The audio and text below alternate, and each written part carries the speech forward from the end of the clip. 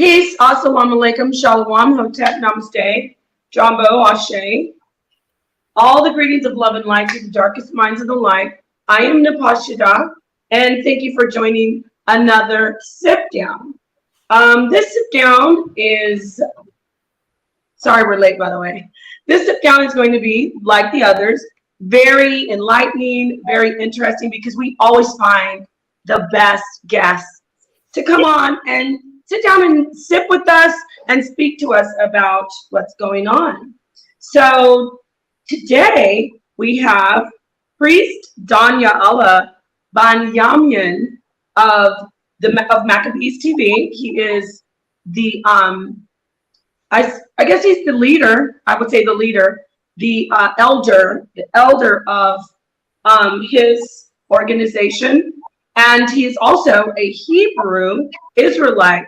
Now he may be able to clarify that a little bit more for us, but there is a lot of controversy over a film that Priest Danyahla is featured in as well, and the film is Ron Dalton's Hebrews to Negroes. Now, I have had the pleasure of meeting and interacting with Priest Danyahla through my, my journey, my spiritual journey. So, you know, he's been doing this for decades. And when I say decades, I don't want to date him, but it has to be at least 30 years that he's been a leader in the Hebrew Israelite community and leading the faith. So before we bring him on and give him a warm welcome, I'd like to say that I am sipping on a red blend. It's called Sideshow. And, oh no, wait a minute, it's a Shiraz, my bad. It's called Sideshow. And so I'm having some of that. We'll see how this show goes while I'm sipping on Sideshow. I'm going to hand it over to my beautiful co-host, Robin, and let her introduce herself. Let us know what she's sipping on. And then we're going to bring in our illustrious guest, Priest Danyahla Benjamin. May at Hotep and always freedom. I am just having some tea. I don't forgot which kind of tea it is that I'm put in here. I think it's elderberry. It's elderberry tea. Okay. Okay, good. A little bit under the weather. I've been going through a lot. So this is elderberry tea, trying to get me back to myself. Okay. And I'm talking to Priest Danyahla. I met him. You know Danyahla, don't you? Yes, I do. I met him years and years and years ago. I hope that he remembers me from years ago. At one of your husband's events, I met him. Right. So thank you. So we're going to bring him on. Now we do have the other ladies coming in. We have our sisters from different backgrounds, different faiths, different cultures. Some of them are doing, holiday stuff. But Dulcinea, Naphtali, and In Motion, some, hopefully all, will be joining us later. So without further ado, making this brother wait much longer, I'm going to go ahead and bring him in, and we will give him a warm welcome, a round of applause. Peace, Priest Danyahla. Priest Danyahla is here with us, family. Come on, let's put our hands together. I don't have a soundboard right now, so Robin, come on, let's give this brother a round of applause for joining us. Priest Danyahla, thank you so much for doing this. We had some tech difficulties, but you are here, and it's a blessing. Shalom to you. Shalom. We got to get on Sonetta. He got to get you a soundboard, right? What I got to do? I got to go show up at his house or what? He got to get you a soundboard. All praises to the Most High. You know what I'm saying? I don't even know how to work.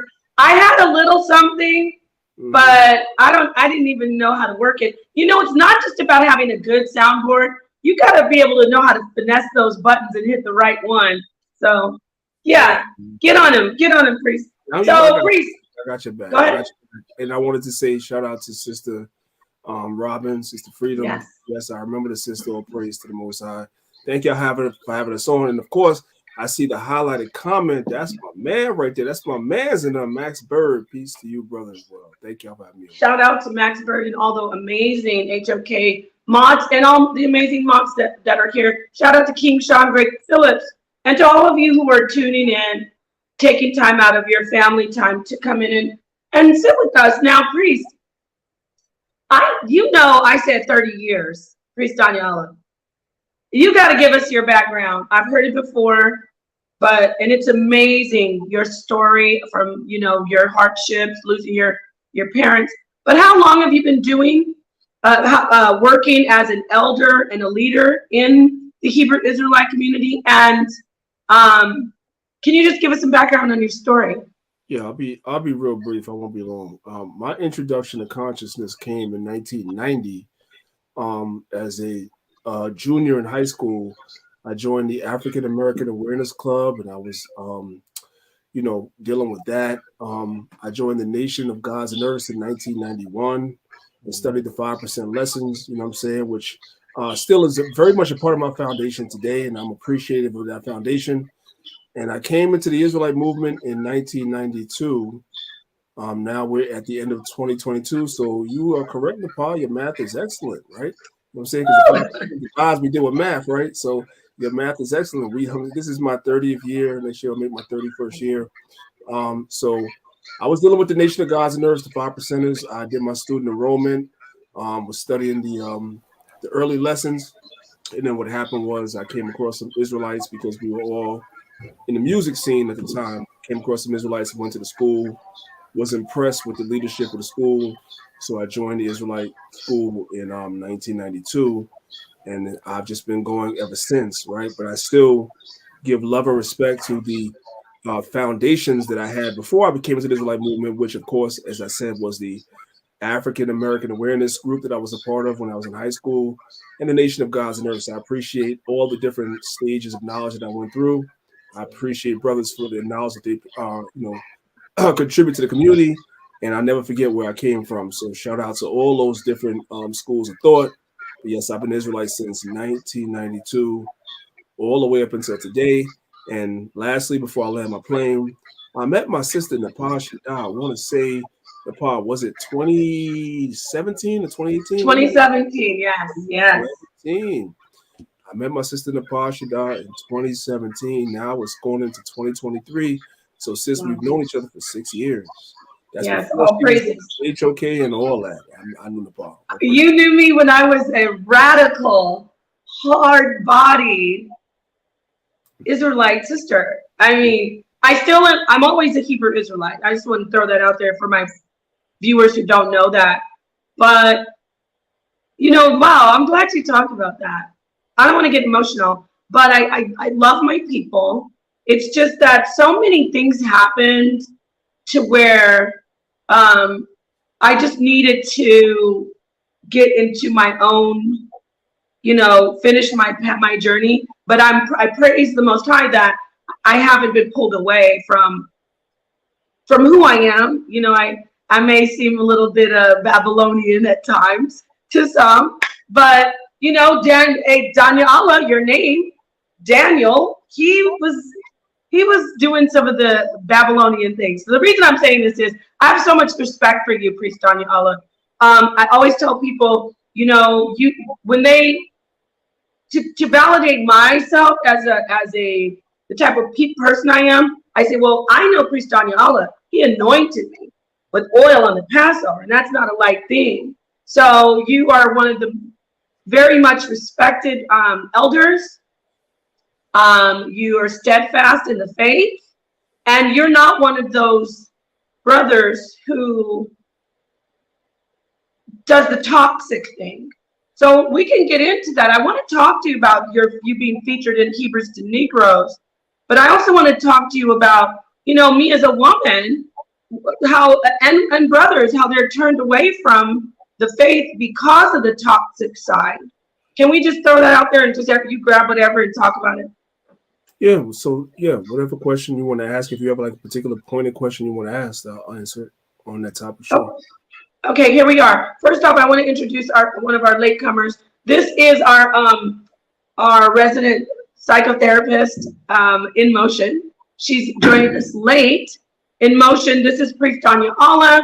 He is one of the leaders and elders in the Hebrew Israelite community. He's been an elder for quite some time, as he mentioned.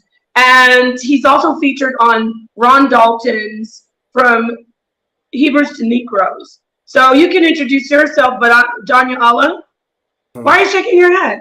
No, I'm saying I'm saying that she's not late. She's making her grand entrance. That's what she's doing. It's all good. We love it. Oh, Oh, yeah, no, but it's not. I actually give all praises to you because at the end of the day, um, on the eve of like, with the holiday and everything's happening, I'm very grateful that you are sharing your time.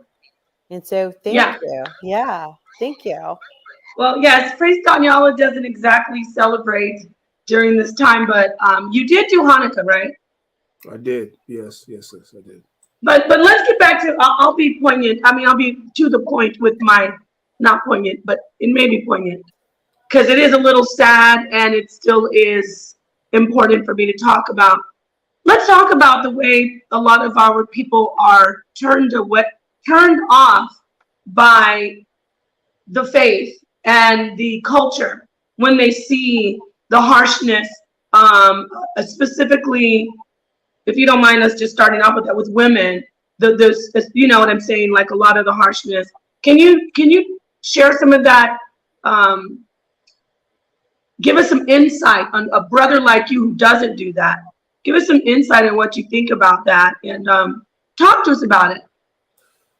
Right. Oh, okay. Excellent. All praises, sis. So I want to say that the sisters are an important part of our culture and our movement, right? We can start at the inception of our movement, right? Where everybody gives credit to Abraham, right? Well, the Bible says that the Lord told Abraham to hearken unto the voice of his wife Sarah, right? The Most High showed Sarah the way and what should be done, because Abraham, in his ignorance, had more favor towards Ishmael than Isaac, and it was Sarah that understood that Isaac was the child. So the Most High told Abraham to hearken to his wife. We see the same thing going on with Rebekah and Isaac as well. So we love our sisters. We have great sisters throughout our history. We have the sister, of course, Esther in the book of Esther. We have the wonderful sister, the sister Judith, that was powerful in the book of Judith. And of course, we have the sister Tabitha. We have the sister Chloe in the book of Acts, chapter 16. We have the sister Priscilla, right, in the book of Acts, chapter 18, and also the book of Romans, chapter 16. We have many great sisters throughout our history that have been integral in our history. So our sisters play a very, very important role. And I'll land my plane by saying this. One of the great sisters in our history is the sister Mary of Bethany. Christ said, wherever the gospel is preached, what did he say, Nepal? That Mary of Bethany should be mentioned, right? So Yes. we read the story of Mary of Bethany, and right before Christ was crucified, Mary of Bethany anointed Christ with spikenard oil, right? If you know the properties, the medicinal properties of spikenard, one of the medicinal properties of spikenard is to calm your nerves, to calm you down. So if we believe this story as is written in the Bible, Christ was about to be crucified. He had his 12 apostles that was with him throughout his whole entire mission. But these are men. A man can't make a man calm down before he's crucified. So the Most High I know used that's right. a woman, and her name was Mary of Bethany.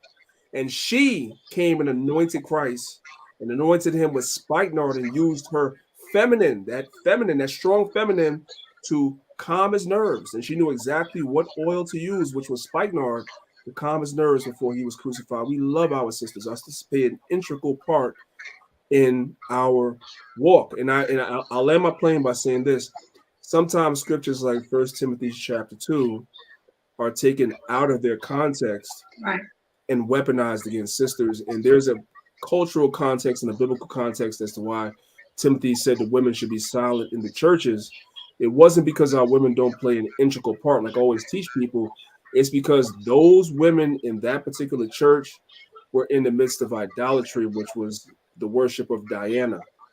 And so Paul was warning Timothy to tell those sisters to stop doing that and stop bringing that into the church. That's what was going on in that church. It's not an overall thing to say, don't listen to a sister. The Lord told Abraham to listen to his wife. The Lord told Isaac to listen to his wife. You know what I'm saying? Priscilla and Aquila being the man, Priscilla being the wife, they were a team, and they were evangelizing and teaching people. So we have to keep balance in everything that we teach. I yield with that. Wow, thank you. I want to talk to you about Mm. the controversy of the Question pertaining to the, the woman situation.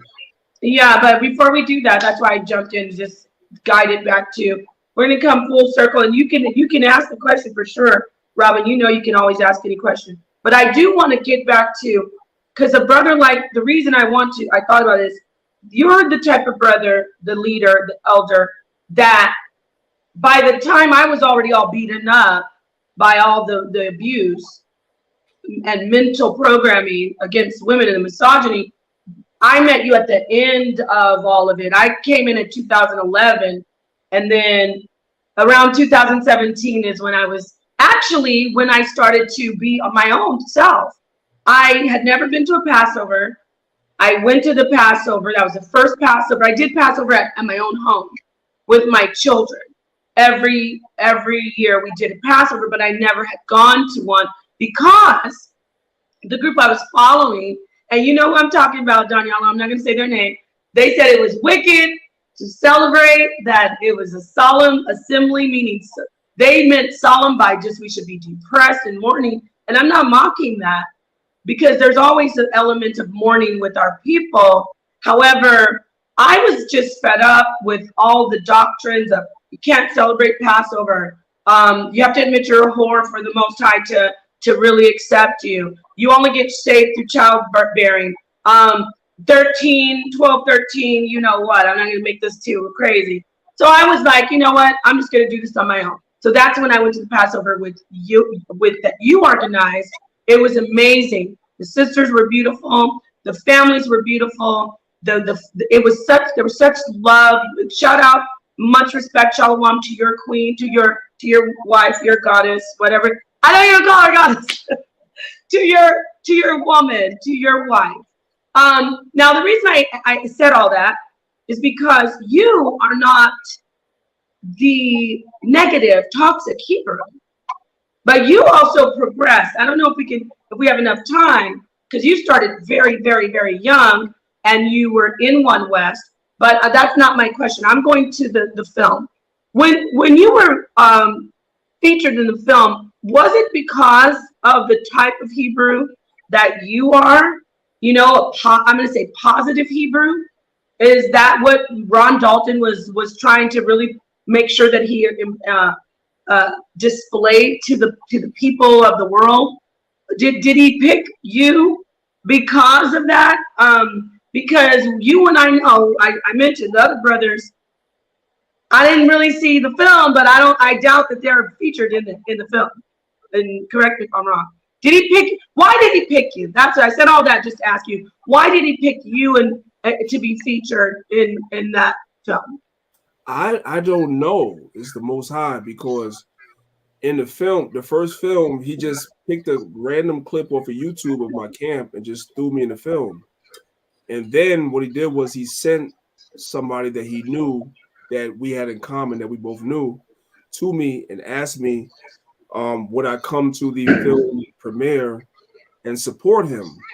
I don't think Ron even really knew me. I'm not sure I don't know how familiar he was with my work. I don't think he picked me because of anything. I just think that he just threw me in there, honestly. I don't think so. I could be wrong, but he's never told me. No, you're being humble. Right.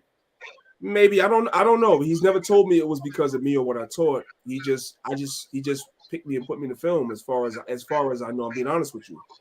And we developed a relationship after I was in the film. That's when I never met the man before he put me in the film. I didn't know him at all. Oh wow. So we could speculate on it definitely, but I didn't know Ron at all. And he didn't even know me enough to come and ask me to come to the premiere. He sent somebody that we knew in common to ask me would I come.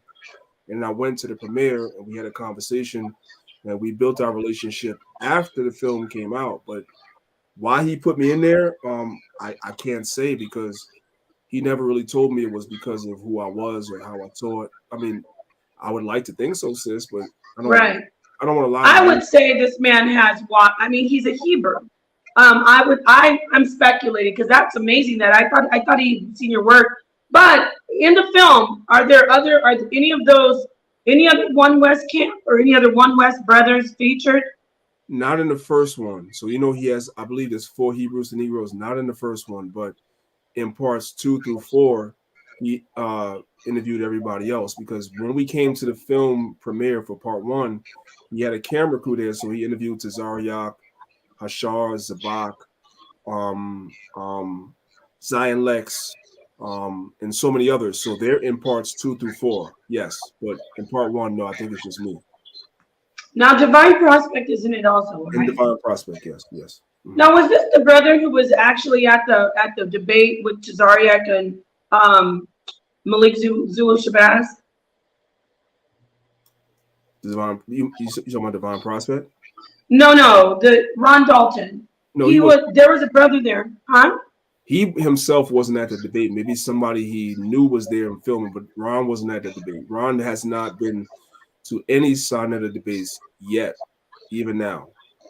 Wow. So he's a Hebrew, though, correct? Yes. Has he been? Does he worship? Is there somewhere where he follows, like, any specific?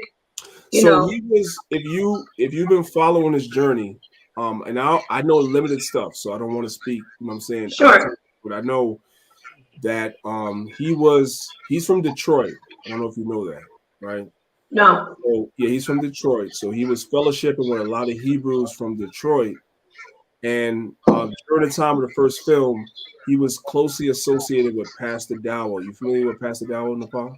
Oh, yes. Yeah, he was closely associated with Pastor Dowell and people that are close to Pastor Dowell, like groups like that. He was closely affiliated with them for the first film. So that's who he was associating with, which was why I was so surprised that they put us in there, because we kind of are a little bit different than Pastor Dowell. But yeah, that's who he was associated with. And his doctrine kind of aligns with that teaching more so than mine. But yet he put me in the film. So, but Ron is an independent Hebrew. He's not affiliated with any congregation whatsoever, even now. He's never been affiliated. He was close to Pastor Dowell in that ilk when he was making the first film. Oh, wow. Okay, so thank you for clearing that up. And family, including to myself, we need to go check the film out. I mean, Kyrie almost lost his basketball career over it, so it must be, right? Yeah. Has he spoken to Kyrie? Do you know anything about that? Kyrie, he had nobody's spoken to Kyrie, not even IUIC that went out there and marched for him. Like Kyrie is not talking to the Israelites directly, personally, but everybody else. What I will say to you, sisters, everybody else that shared Israelite content, from Nick Cannon to Cassidy to Dark Low to Kanye, to Kanye to Big Sean, like everybody else that's shared Israelite content, one of us has talked to them, but Kyrie, no, we've not talked to Kyrie at all whatsoever. Wow. We've talked to somebody else. I know I personally have talked to a few people myself, but Kyrie, no. Mm-hmm. Right. Speaking of that, I know you've seen that our brother Captain Tazariak had the chance to sit down and ask Kanye or Ye some questions in Clubhouse.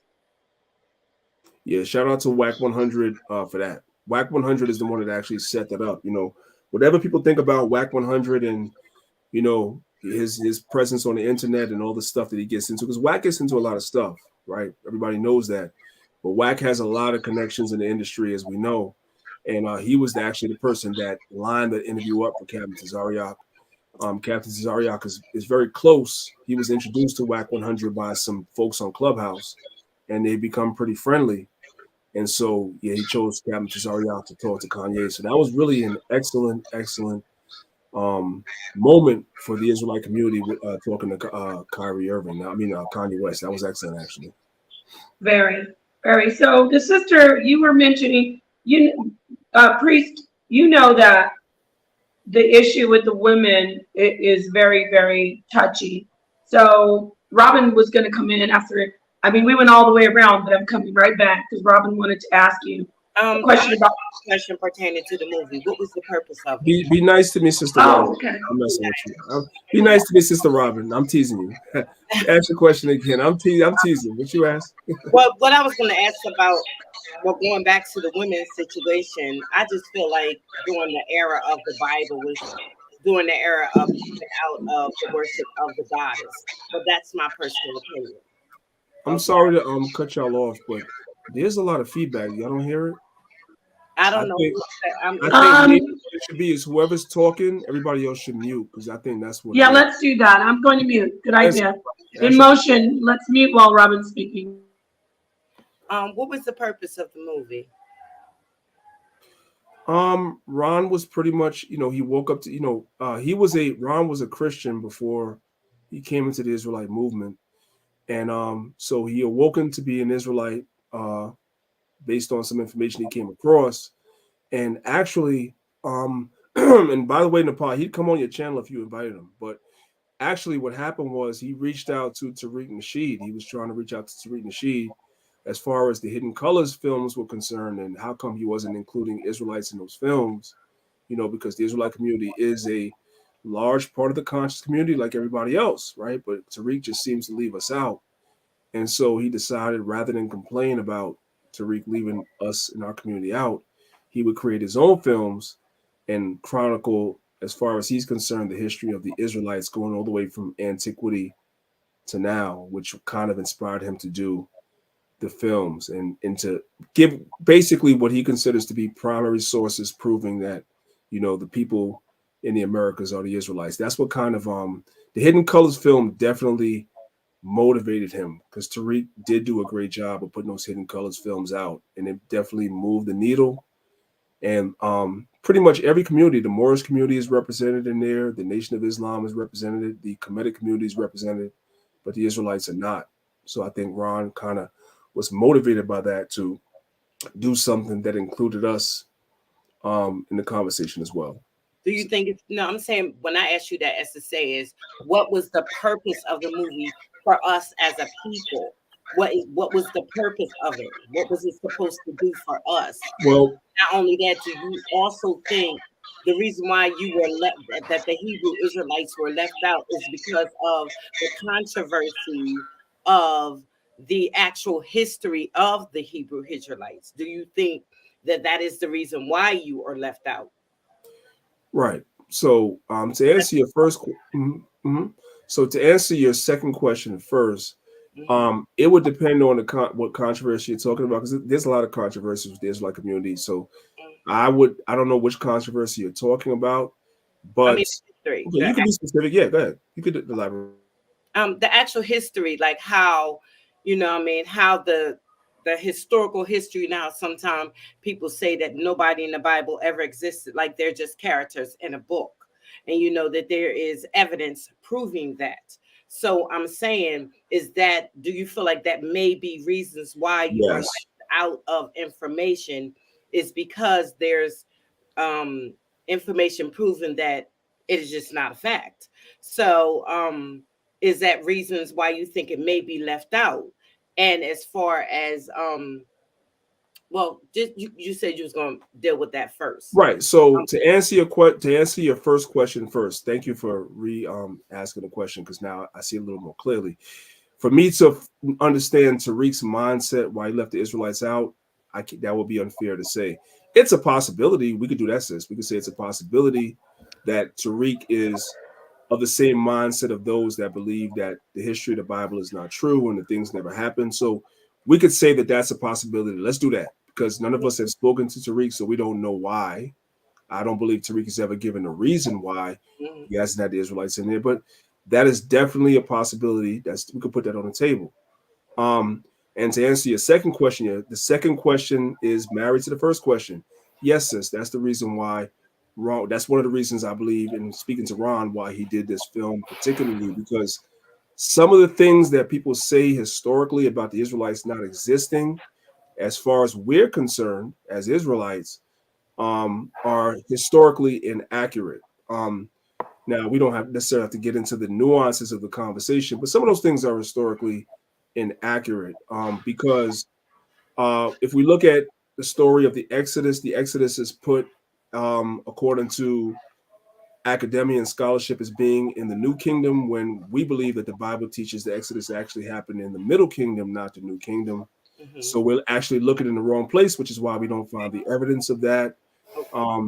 If people want to say that the people of the Bible didn't exist. Well, we have to have conversations about what is, we have to establish what establishes whether somebody existed or not. That's a very, very important conversation to have, because if we hold the people of the Bible to a certain standard, we have to also hold other contemporary civilizations to the same standards. And what most people don't realize is when you start holding other ancient civilizations to the same standards you hold the Bible, you're going to start saying some of the people in these other civilizations, like Egypt, didn't exist either. I'll give you a perfect example, and you definitely can retort to what I'm saying. We have King's List in Egypt at Abydos, right?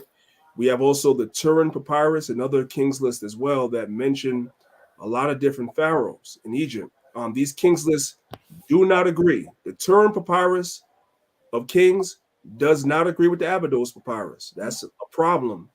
Then you have kings on the Turin Papyrus that don't appear on the Abydos Papyrus, and vice versa.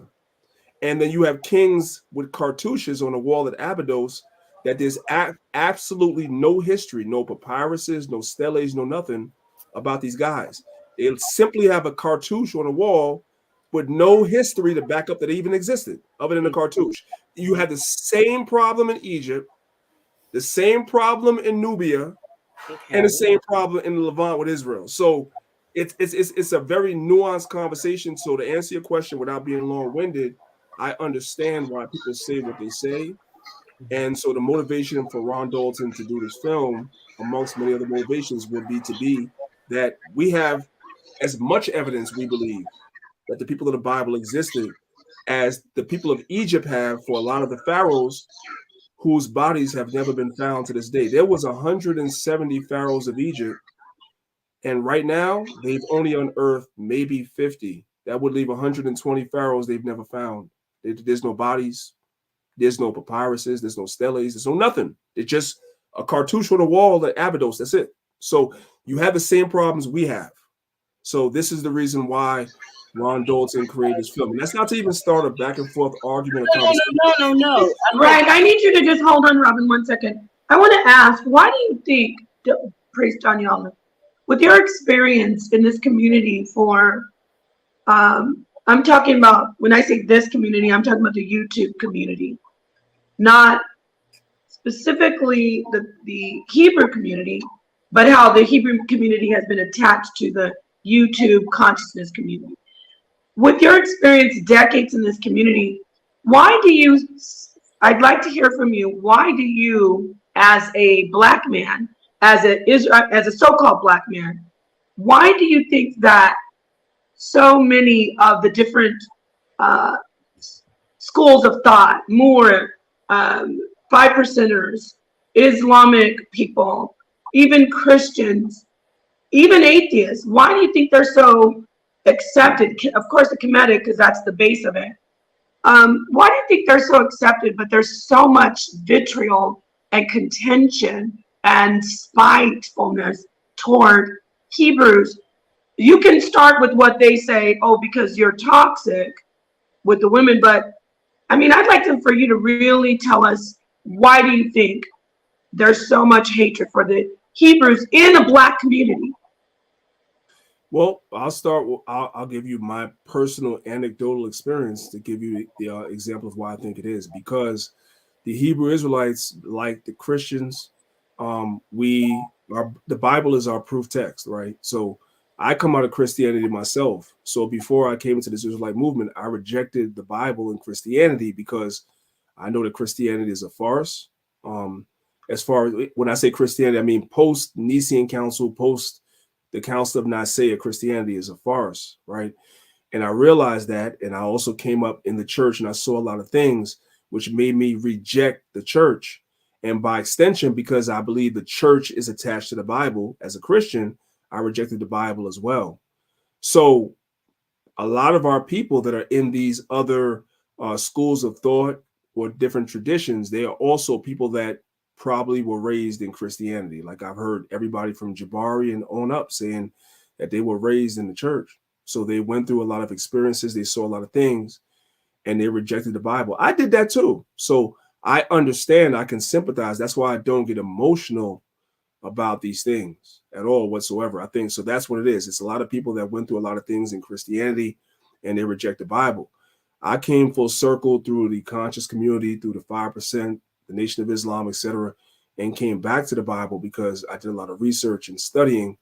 But some people don't come full circle the way we do, the way you and I have done. Some people simply reject Christianity because of a lot of the lies that are in that. And so they superimpose Christian theology on the Israelite community when we don't teach Christian theology whatsoever. There's like no Christian theology in what we teach whatsoever. I think a lot of people really have not taken the time to study what we as Israelites teach. We don't teach religion. I know that the conscious community says that we teach religion, but I always ask people, what book or chapter in the Bible does religion start? Because the book of Genesis is about the creation. It's the table of nations, and it goes right into the Israelites being in Egypt. We get through the whole book of Genesis without religion. The book of Exodus is about the Exodus out of Egypt. There's no religion there. The book of Numbers, Leviticus, and Deuteronomy is the law, the codified law of the Israelites. There's no religion there. The book of Joshua is about the conquest of the land. There's no religion there. The book of Judges is about the other nations and the Israelites and the wars that they had. There's no religion there. We're already 6-7 books deep in the Bible with no religion. You understand what I'm saying? So, really? Yes. Well, no. Well, that's religion. What you just said, like everything you just said, everything from the book of the Torah, that is a religion. How? Everything you said, which is like I say amen to you, but that's the complete religion. Explain to me how, sis. So because what in the Torah is religion? If that is a codified law, if it tells me I shouldn't kill or else I'm going to be killed, I shouldn't steal or else that's not a religion. That's just law. So what is religion? What is religion?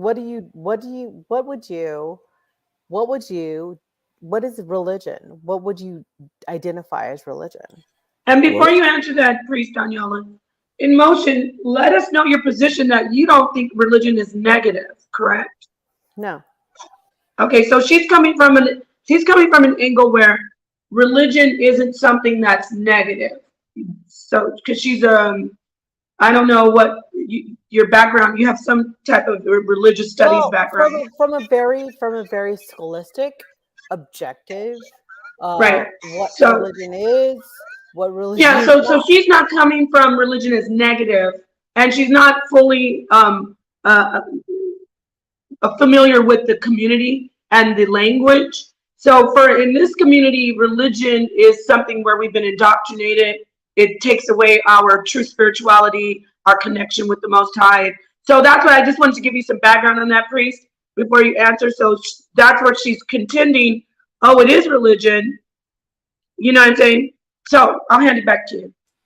Right. So what you see as formalized religion is what you see in the Christian church today. The traditions that come out of the Christian church today, that will be a form of religion. Islam will be a form of religion where they have these customs and traditions that are not necessarily codified in the book, right? Like, for instance, right now we're in a season where you have the Christian church that's observing Christmas. That's not codified in the book. The Christian church observes Easter, Lent, and things of that nature. That's not codified in the book. That's more tradition. That's more your religion, as opposed to simple things. Like I said, in the book of Genesis, it gives us a creation. Creation is not religion, right?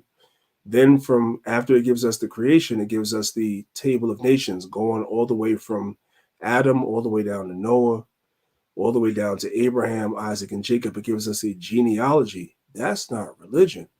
Then at the end of the book of Genesis, you see the Israelites going down into Egypt because of the famine. That's not a religion. So we're through Genesis with no religion, right? Then we get to the book of Exodus. We see the Israelites in Egypt. Then we see the plagues come down, et cetera, and the Israelites exit from Egypt. No religion there. Then we get to the book of Leviticus, Numbers, and Deuteronomy. The Israelites are in the wilderness, and the Most High gives them certain laws that they have to observe. And if they don't observe those laws, right, then there are judgments for breaking those laws, right? Same way America has laws, and there's also penalties. That's a religion. That's not a Okay, well, this is the thing about this is I want to say this. This, I think what we're seeing right here is an example of what I think a lot of people in the community, in the YouTube consciousness community, they begin to become resentful because as Hebrews say we reject what a lot of people have hold divine. So as Hebrews, we say, okay, that's rejected. That's rejected. And I think people become uncomfortable and they get defensive. And that defense turns into offense. I'm not talking about the emotion, but I want to take it back to the consciousness community. Then it's a full-on attack on everyone and their belief. No, what happens is in Torah, and thank you very much for bringing this. This is amazing that in the Torah, when we talk about Leviticus and the law, that is when it becomes religion. Okay. Yes, we have made the point that you don't agree that he is rejecting religion. But that is still, I think that's your standpoint, because what's going to happen, and this is what happens, I don't want our show to turn into debating what the belief of Danyahla is. I would like for people to get, what I want to do is show where Hebrew Israelites are coming from. Because when that film came out, people like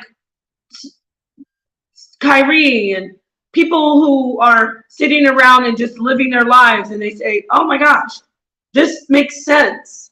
So he's put his position that it's religion, and you say that it's not religion, and you say it is religion.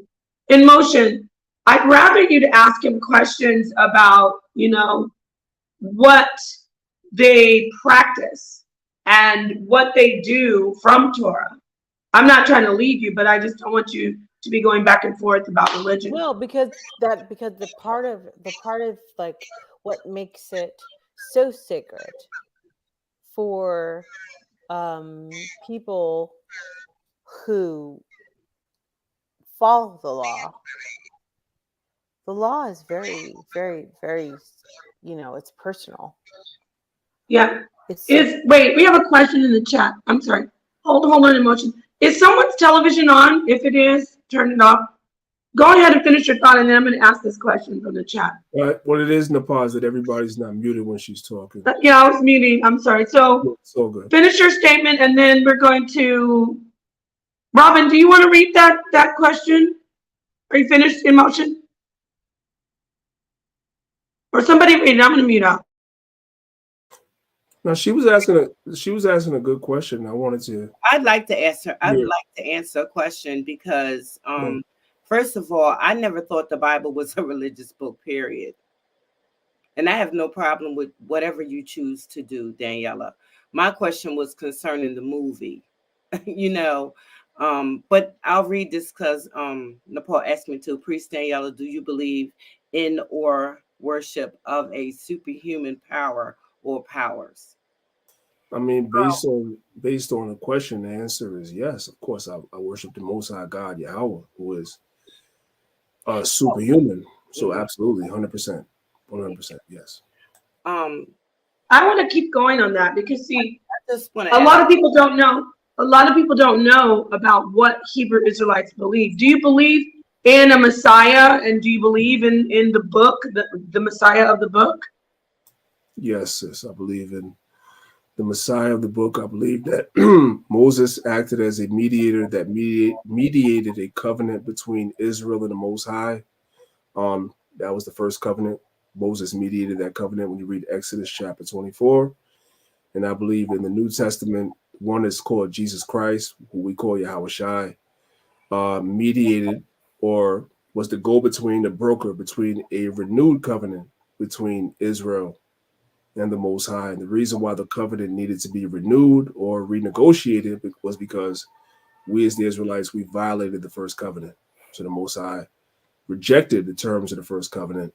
So Christ came and became a mediator, renegotiated the terms of the new covenant. That's all it is. Mhm.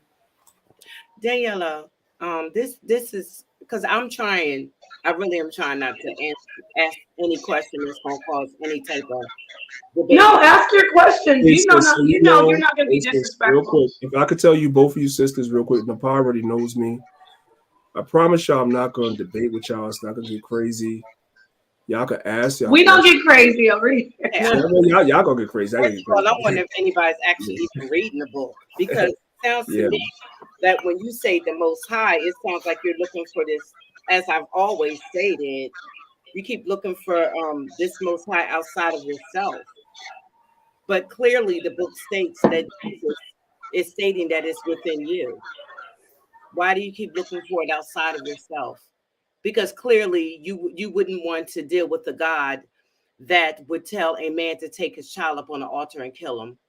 You wouldn't want to deal with a man who broke practically every commandment that he gave. And I mean, it just would make no sense. It just doesn't. So I just don't understand why you keep looking for something outside of yourself. None of it would even make any sense. That's why I'm wondering if y'all are even, because the Hebrew Israelites that I know, which are Tazariak's camp, and I talk to Twin and them quite often. I just don't understand which book they're reading, because most of the time I don't think that they're reading it, because y'all speak like as if you're not even reading the book. Now, I'm not saying maybe you see something different, but clearly this person that you're calling, the character in the book that you're calling Jesus, is stating the kingdom of God is within you. In my Father's house, there are many mansions. Okay. So if the kingdom of God is within you, that means the house is within you. So the mansions, normally, since the book is symbolic, it would be many thoughts. It has many thoughts. So what I'm trying to figure out is, why do y'all keep on saying the Most High? What is the Most High? What is the Most High? Because it leads me to ask questions like, what is God? And that's why I say I don't want to get into these, because I don't see how anybody could answer that, because that would make me think now this God has had sex with Mary that was married to Joseph. So he broke again another commandment. You see, I for the life of me, I'm trying to figure out, how is this God no different than Muhammad, I would say, was a pedophile. You know what I'm saying? So I'm trying to figure out this. It's not making sense. And then when we say that we are the people of the book, we are the people of the book because we are claiming to be a Hebrew. That's why my question was, what was the movie supposed to do for us? And if a person say that God is love, then we have to be love. We are who has to be the one who is given the love. We are the ones who is given the hate. We are the one who is causing the wars. We are the ones who is calling the rape. We are the ones who is causing, I'm not saying us personally, I'm saying the ones that's causing the bad stuff that goes on. It's us humans that's doing it. And the ones that's causing the love and the good stuff, we're also doing it. So, well, you said a lot, and I love you so much. You are such a fireball for our show, a shining light. But I want to get in here, and before, I know this is our guest, and we're going to stay focused on respect, and not saying you're disrespecting, but I'm saying I'm going to answer this before him. I want to generalizing, and there is a different fact. Yeah, before you get to that, I wanted you to address that. But I noticed, but this is the thing, I'm going to take it back to the difference. I want to talk about the different groups. But before we do that, it is always the Hebrew Israelites who everyone puts so much weight on things that are so amazing. What you just brought up is it's such a deep question. But I noticed it's like the Christians don't get all the flack anymore. It used to be the Christians that were attacked. But now it's the Hebrews get all the weight. Like, I need these answers. Danyahla, you better have all the answers to every single question. everything I want to know about why God does this and that. Well- Because you have stepped up as a Hebrew. I'm being facetious, but what I'm saying is, you know what I'm saying, priest? The Hebrews are always the ones who, I think, in my opinion, there's a lot of weight and burden of answering very deep questions. And I will say this though, because don't Hebrews say we are the chosen people? We're the people of God. We're above all. So I just want to say that, and then I want to see what you want to say to respond to the sister. And then, sister, you can respond to that comment. But Danyahla, what do you say to all that? The sister laid out some heavy, very heavy information. Well, Hey, sis, real quick, you gonna jump right in next? I know you ready. She ready. She ready. I wanted him to respond first. No. Emotion. No. No, I have to. But I just asked you something. I have to. Yeah, let her get it off. Because You have to. I have Let her get to. it off, Napah. So everything I just said doesn't matter. He can't respond It to that. matters. It completely matters. It matters because you're absolutely right. No, you're absolutely right. That all of that matters. At the end of the day, we like Robin, you're coming with your life experiences. You're coming with your own sense of what it is in your path. We're all coming to the table right now of what it is to feel connected and what God is to you, whatever that is. Which is a very heavy question. Yeah. So let's be very careful when we start talking about where's the mouthpiece, who's going to speak for us? Who is us? What is the collective? Because when you start to speak, especially on this platform, it better be for something more than yourself. That's what I'm going to say. It has to be something more than what you've experienced, because from a psychological, from an emotional, from a experiential standpoint, you cannot speak because this is very powerful right now. So if you're going to talk about something. Okay, well, let's let him respond. Let's let him respond. Well, then we need to speak from a place of collective voice. Okay, fine. Well, we will do that. But first, I'd like to go back. Thank you for both of you. Danyahla, what do you think about all this, about these deep questions that are often you have to be addressed, and you should be. You're priest, you're leader, but you're a Hebrew Israelite. Unlike Christians, they say, "Oh, Jesus forgives. Oh, he has mercy." You come with a lot of strictness, and you say, "No, follow the Torah," or you have the wrath of the Most High, and then you say, "We're the chosen." There's a specific type of people, and we'll get to that. So I want to ask you: have you noticed? Am I off base, Danyahla, when you see that the Hebrews get a lot of weight put on them to answer some pretty heavy questions that others don't have to answer?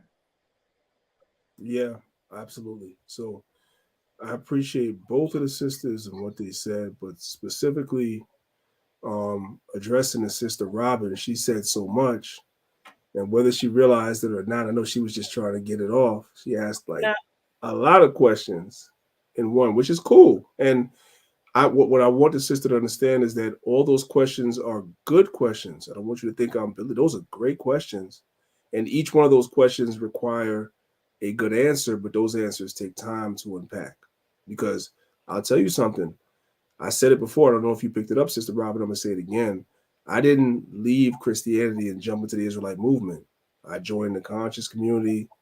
I was a 5%. I was Nation of Islam.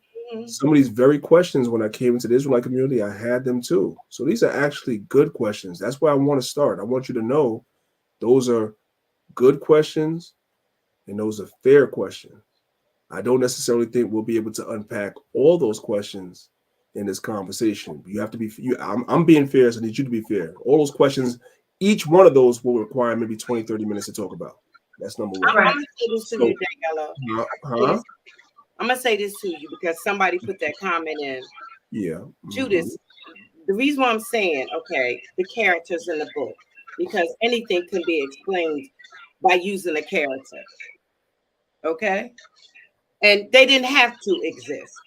Anything can be explained by using a character.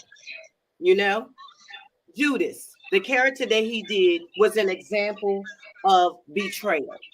That's an action that we do, and that's an action that we have. That character, denial, that is a character, an attribute that is within us. All I'm saying is every story in the book requires a attribute, an example of something that we have inside of us. Every story, from Genesis to Revelation, every part of it, symbolically and allegorically, explains different attributes needed to be loved. Those are not attributes of a man flying in the sky. Those are attributes that's within inside of us. Period. Right. So, but sis, what I'm trying to say is when you did the movie, okay, and because simply, it to me, it's men that are running things now. When it was us that are running things, it was different. The way I feel about the Bible, it came at a time when it was pushing us out. That's why the women are treated however they are treated through religion. Now we're talking about religion. Religion is something that is used to put the woman down, period. That's how I see it. Okay, let's give him a chance to respond. Now, sis, you have a lot of talking points, and they sound good. I hear these talking points all the time. But if we begin to unpack some of the stuff is going to fall upon his face. Number one, it will. Let's let him respond, Robin. Challenge you. Robin, please let him respond. It's fine if she doesn't. So in the part, it's fine. She doesn't necessarily have to agree. I understand that there's a level of passion that she has for what she believes, and I understand that. Yes, I know. But what I would ask the sister is, this is what I'm going to ask you now, sister. And I'm going to be a little hard on you, right? The same way I'm coming into this conversation, genuinely listening to what you're saying. I will listen. You got to put your guard down a little bit. You got your guard up. I can see it. You got to put your guard down a little bit, and you have to be willing to have the conversation. Like, I'm not coming at you. I'm listening to what you're saying. I'm respecting what you're saying. You got to do the same, right? So what I'm saying to you is this. Let's start off with the film. Now, I won't be long because I want the conversation to flow. No, go ahead. We want to hear from you. That's why we invited you, and you're taking your time with us. So please take your time. So I want to start with the film because the sister asked in her first line of questioning, amongst other questions she asked about the purpose of the film. The purpose of the film was to show, as far as the film creator was concerned, to show a line of descent between Black Americans and who would be considered to be the ancient Judeans or Israelites that go back to antiquity. That was really the purpose of why Ron Dalton did this film, to show that the Black people in America, they share a genetic and historical commonality with the ancient people of the Bible. You know what I'm saying? The Israelites. That was the purpose of the film. That's why the film was put together, right? You don't necessarily have to agree with what he said, but the film was put out, and you go and you watch the film, and you can, as the old folks say, you could eat the meat and you could spit out the bones. That's the beautiful thing about the age of information that we live in. Information is at our fingertips. So we can read books, we can watch documentaries, we can watch videos on YouTube, and we could take in information, and we could eat the meat, and we could spit out the bones. That was the purpose of the documentary. So I wanted to start there because that was something that you said towards the end of the first thing, not just the last thing you said, but the first time you spoke. That was something you said towards the end about what was the purpose of the film. Now, as far as the different things that are in the biblical text, the biblical narrative that you may not agree with, right?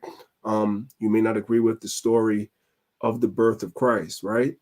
You may not agree with the certain stories in the Bible as far as people existing or not existing.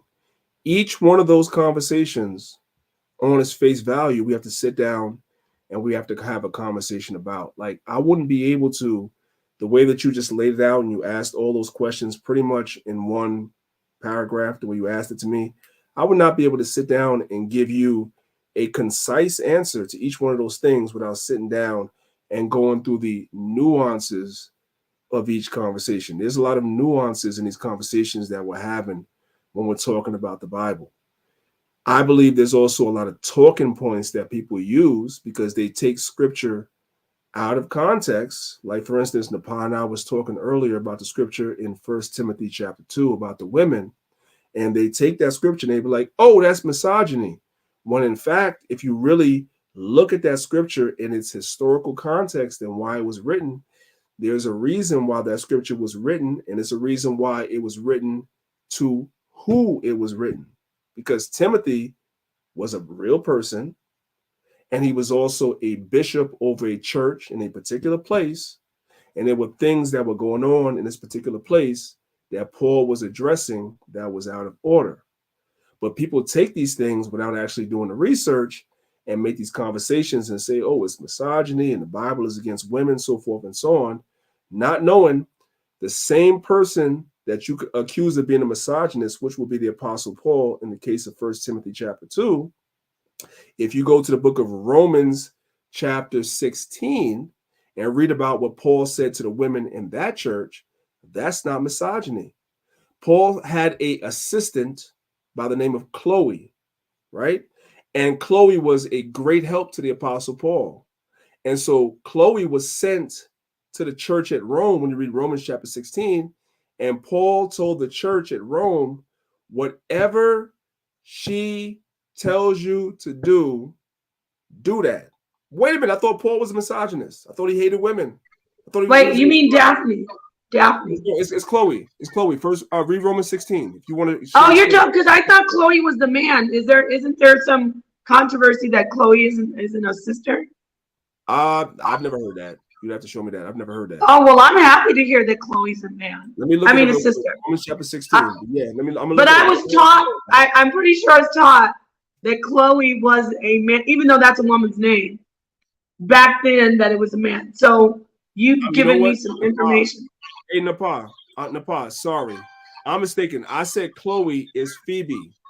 I said the wrong name. It's Phoebe. And I said Daphne. I meant Phoebe. It's Phoebe.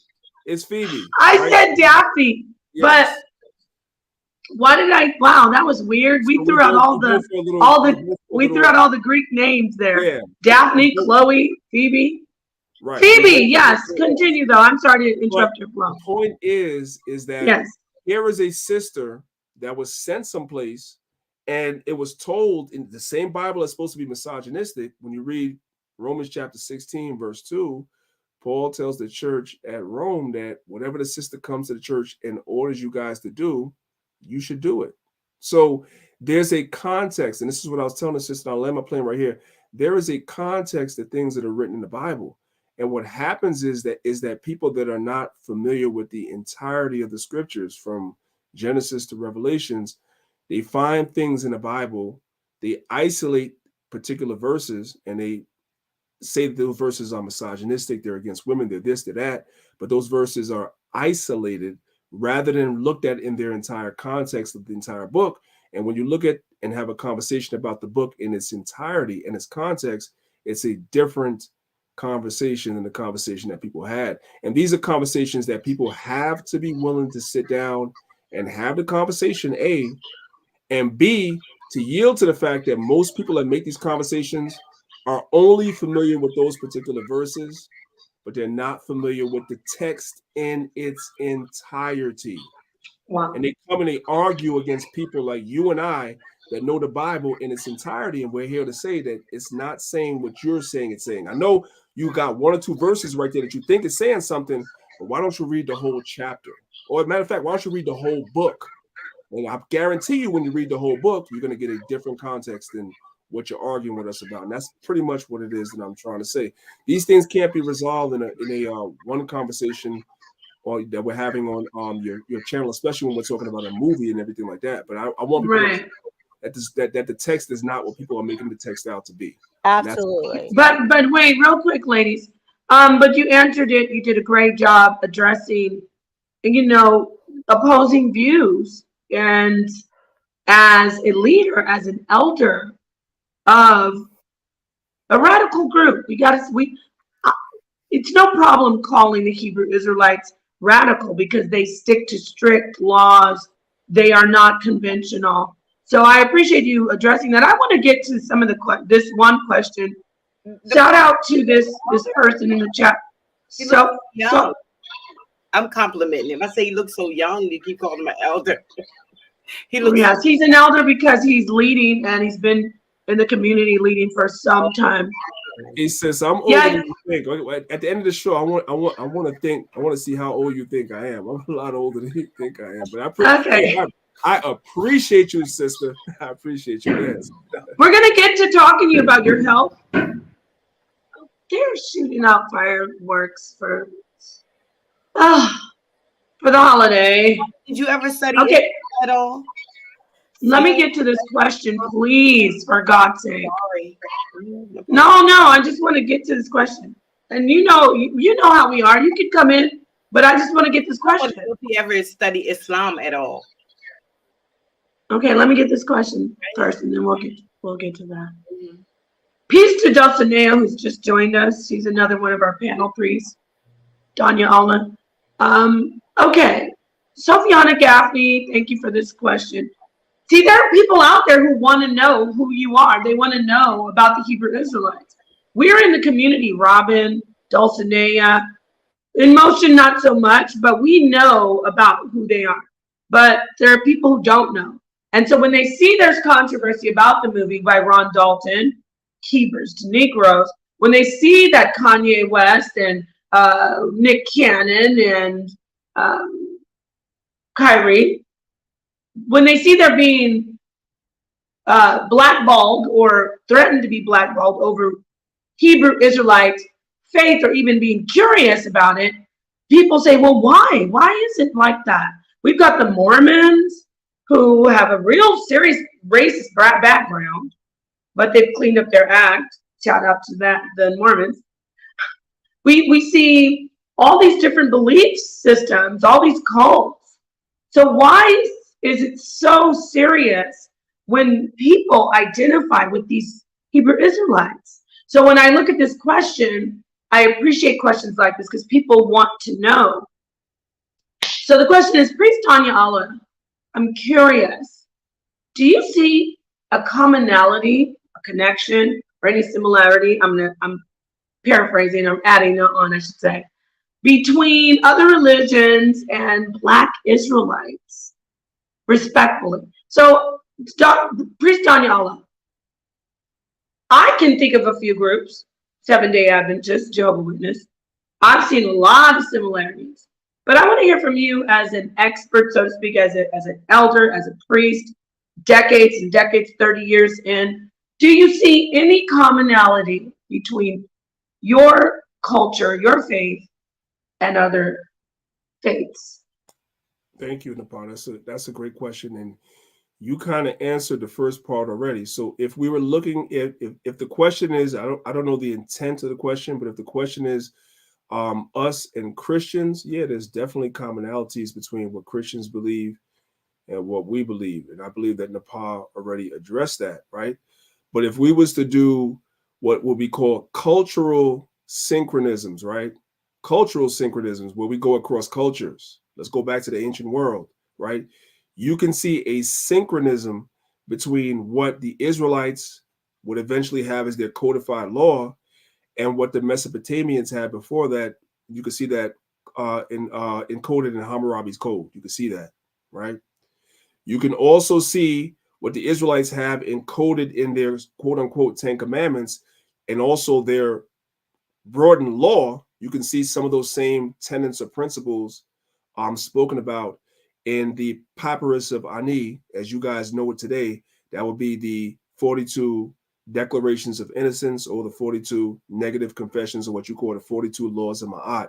You will see that there were universal codes or principles that went across civilizations. This is where the term cultural synchronisms come from.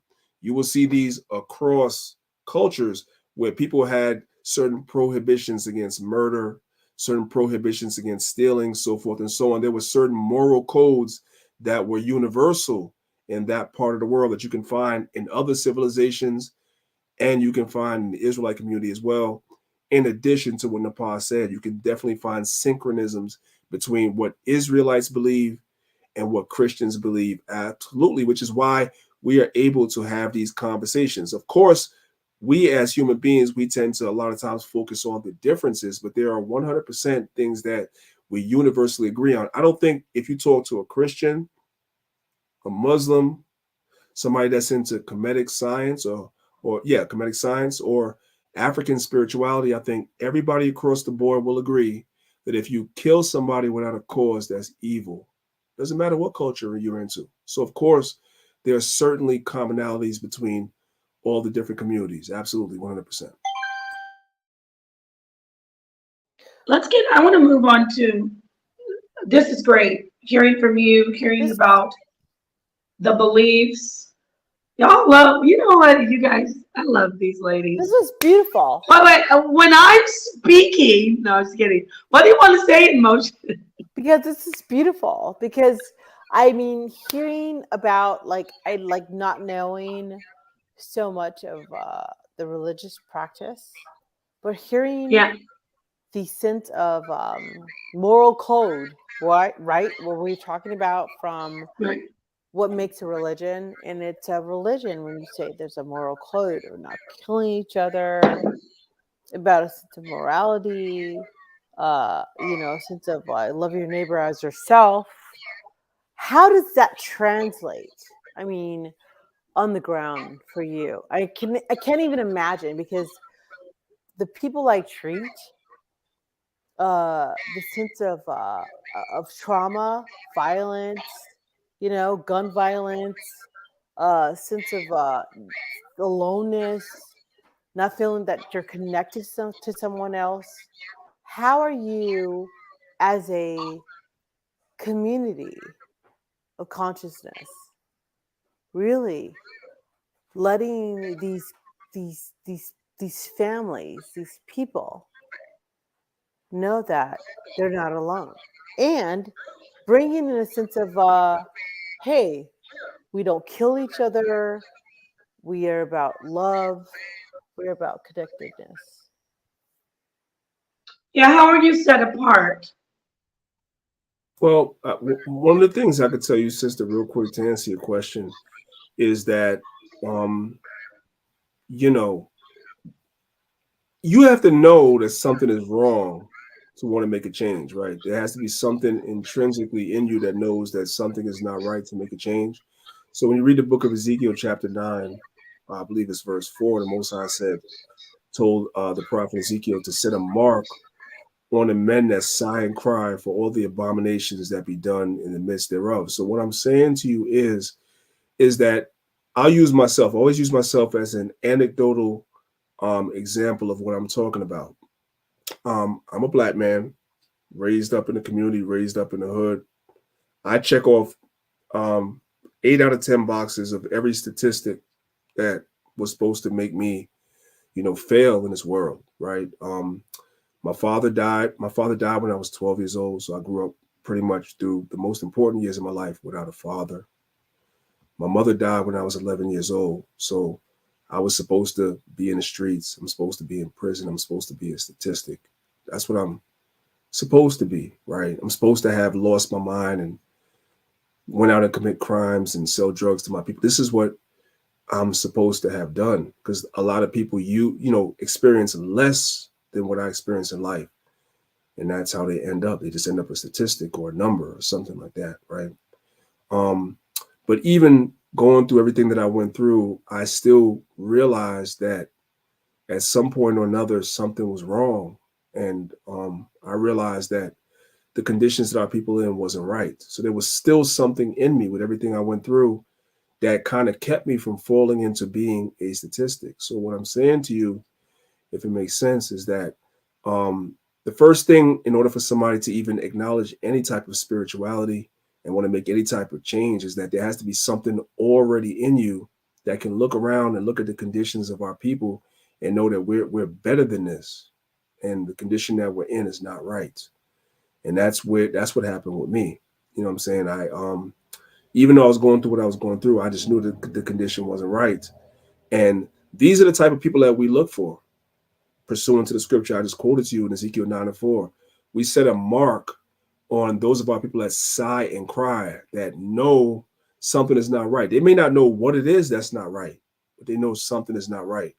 Why are we, number one, dying for every statistic in health, like heart disease, cancer, high blood pressure, diabetes? Like, why are we number one in all these statistics? Why are we the last hired and the first fired? Why are we so high on the incarceration list? Why is it our people? Why is it our communities is where they put all the liquor stores, the fast food restaurants, the Mama's Fried Chicken, the abortion clinics in our community? Like, why is it that all these things are happening in our community? Why are we so high on the list of STDs? And the list goes on and on. We're just so high on so many quote unquote negative things, right? Some of our people think that that's normal. So they live life thinking that's just the way things are. There's others of us that know something is not right. And those are the people that we identify and we try to reach out to and try to change their minds and show them that there's a better way for us as a people. That's right. Awesome. I say amen to you, because that is exactly that the what you tapped into, the intergenerational trauma, the sense of why the diabetes, heart disease, all these things are built on. You know, it's amazing how we talk about we can go to the Bible, we can talk about all the things that happened in the Old Testament and Torah, but it's interesting because what you just said, within your generations, between you and maybe 3 generations earlier, that's intergenerational trauma. We're talking about people that have endured suffering, not documented, not in the Bible. That's something that happened to you and your family. That's something that happened to your cousin, your next door neighbor. And that's something that is connected to you, that makes your life experience. So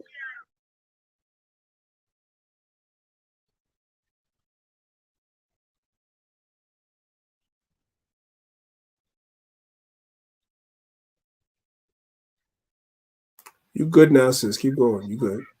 You kind of went out for a minute. And I think the sister's having some technical issues. Yes, can you hear me? No, you good, but I think the sister. Right. So, well, you just addressed what she said right there, and I'm going to move on to. Can I ask something? Okay. Yeah, you can, but I'm just gonna. We're 1 hour and 20 minutes in with Priest Danyahla. He has been putting it. I bet this brother's like, dang, I thought you were gonna bring me in first. I love the questions. I love these sisters, and I appreciate the respect you're showing this brother. I just want you to know that this is a brother who does the work. He does the work. He started with One West. He has never disrespected women. I've seen what I've followed him and his teaching. So this is a brother that I appreciate, and I know you appreciate the sisters. You're so respectful. I want to talk to him about some health stuff, because his wife is a health specialist. We don't like to use the word doctor so much because we don't want to get in trouble, but they're healers, Priest Danyahla and his wife. So I'm going to move in. What I'm trying to say, before we get to the 2-hour mark, I want to talk to the brother about healing, health, related to our people, because he mentioned that in his statement. And I'm also, Brother Danyahla, Priest Danyahla, I'd like to invite some people in if they want to just ask a quick question. We have a great audience. Sure. Our audience is very respectful. So yeah, I threw a lot out there. We'll let you wrap this whole and I don't I don't discount what In Motion and Robin are doing, because they these are two sisters who really want to understand, and they're very experienced, so to speak, as far as like their spiritual journey. But they are, I will say, let me get that off your face right now. Wait. I will say this though. I will say this. I noticed something about myself. You want to know something about me? Some people will call it programmed, but I think it's from childhood. I mean, I know it is. Emotions might be back. Hold on. I want to say this. I really, really have a lot of respect for Priest Danyahla, and I noticed that because I was like, it wasn't. I was just. Let me finish up what I'm saying. Okay. I was talking. I had to, huh? Yeah, you can go back to what you're saying, but I was talking. I know, I'm just finishing up a statement.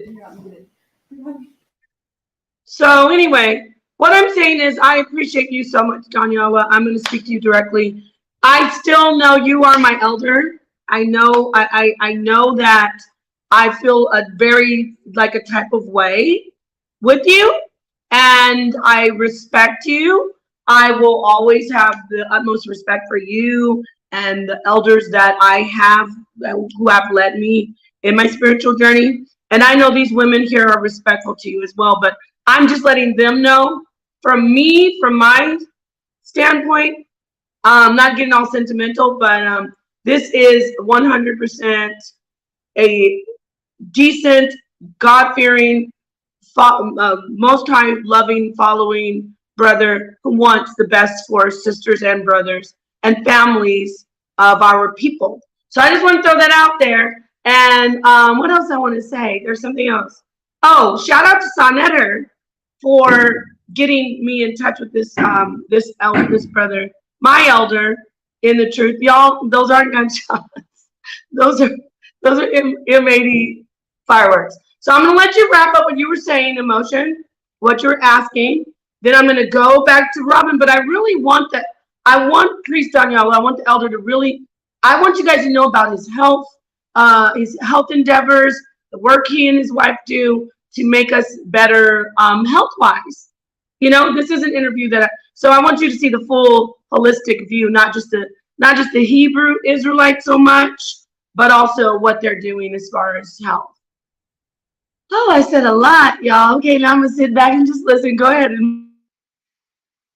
I am so sorry. Like, I literally, because like you are, I mean, God bless you. I mean, you in everything that you do and everything that we are, and making it so connective, making it transparent here on this platform. We are a megaphone. We are a guise. We have to be understanding of what it is with principle and doctrine and where that comes from. But first and foremost, what I was saying before is that it's your own life experience. It's where you came from. You know what I mean? Like thousands and thousands of years ago, yes, a lot of stuff happened. But it's your experience. It's your family. It's what's happening right now in this platform, in this moment, that really matters. That's what I'm saying. Thank you so much. Thank you very much. Yes, thank you, Emotion. And now, Robin, you wanted to finish up on this line of questioning so we can talk about the health, because it's pretty late and I know all of you want to get back to your families. Well, I want to make sure that I said, Danyahla, you know you're one of my favorite people, right? You know that. And I love to ask questions and stuff. But yeah, I was in the kitchen getting me another cup of tea. But yeah, another cup of tea. This one right here is a different cup too. Yeah, right. Come on, talk to us. This ginger tea. But I thought I heard you say something about we've been wondering why we've been going through so much. you know, like why we the one the highest on this, the highest on that, the highest on this, the different things you were saying that our people, in other words, have been going through. And then I guess you was going back to the different curses, I'm assuming, in the biblical text. And that's, I guess you was trying to put those two together as to say that's how you were putting it together. Is that what you were saying? Just making sure I get it. I didn't link it with the Bible text, but Okay, I you would did. have. So I'll give you that. I would have, but I You didn't. would have. I would have. Yeah. So go ahead. Because I was trying to think, like, you don't think that that's a part of us being, you know, taken from our culture, taking our names, everything just beat down and everything, and just prick mind everything that we went through, and that's why we're going through what we're going through. And that they just keeping their foot on our neck, because you know there's some people that never even heard of the Bible going through stuff too. Yeah. You know what I mean? So what I'm saying is, most, you know, there's a lot of people that never even read the Bible that claim to be Christians and all that kind of stuff. So I'm saying we're going through it, and are you do you tie that in with the Bible? You tie all that in with the curses in the Bible? You do that? I do. Yeah. Okay. I tied in, even on a personal level, like the things I was going through. Now that I know the Bible, I understood why I went through them before I knew the Bible. So yeah, I would tie it in. Absolutely, 100%. Okay. Real quick, just before you keep going, sis. There's still that echo, sis. Somebody's not muted when you're talking. I don't know who it is, but I you don't can know. I continue. have before too, Danyahla. I have before at one time too. I understand the Bible completely different now. I see it completely different now. But at one time in my life, I did too. I did, because it just seemed like it was us to me. You know what I'm saying? But I see it completely different now. I had to read it over and over before I start saying, wait a minute. You know what I mean? It was done on purpose for us to see it that way. Now that I read it, it was made on purpose for us to see it that way. Well, we will talk more about the Bible. It is the one book that I believe, from my experience, I've read the Bhagavad Gita, Emerald Tablets, the book of the day coming forth recently. Love it, by the way. But anyway, you know how it is, Danyahla. My husband's comedic, so anyway. But I've read a lot of different books, and I found the Quran. And when I look at the Bible, there's so much of the root of everything that is in all of those religions, all those spiritual writings.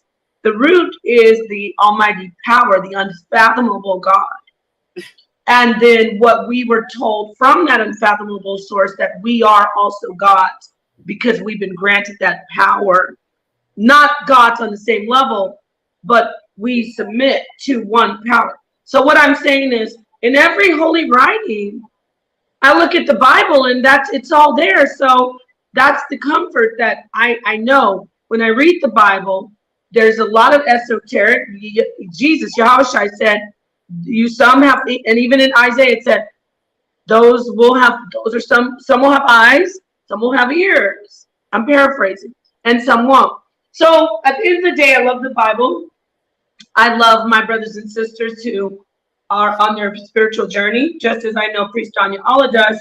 And I want to talk to you about our people. You talked about health. I had the pleasure of meeting your beautiful wife. Could I ask you one question? You have another one of your hosts that was on the stage before you go to health. Do you want to give her a chance to say anything or no? This one right here. You know, the cornerstone. Dulcinea is going to take it all. In fact, you're reading my mind. Dulcinea is going to come in and introduce herself, right? I'm going to hand it over to you because I do want you to talk about the health. And then Dulcinea, she's going to come in. So you really are reading my mind. And I'm so glad Dulcinea could join us. She's so wonderful. She's the epitome of graciousness. And all of us love her. The rest of us, we want to claw each other's eyes out.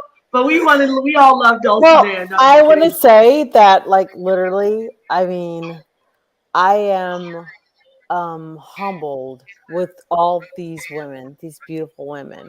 Oh, And that's beautiful. I have to say, like, you know, that you mentioned Dulcinea. She's beautiful. In Motion absolutely loves Dulcinea, but everybody loves Dulcinea, Priest. So don't worry. Dulcinea is going to get in here. She's our star. Dulcinea is our star child. That's our baby. I have my son in the background. I'm like, he's trying to be a part of the show.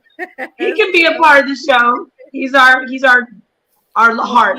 Brother, and I do watch you, Elder, and I think you're so wise, and your wisdom is just really appreciated, especially in these times.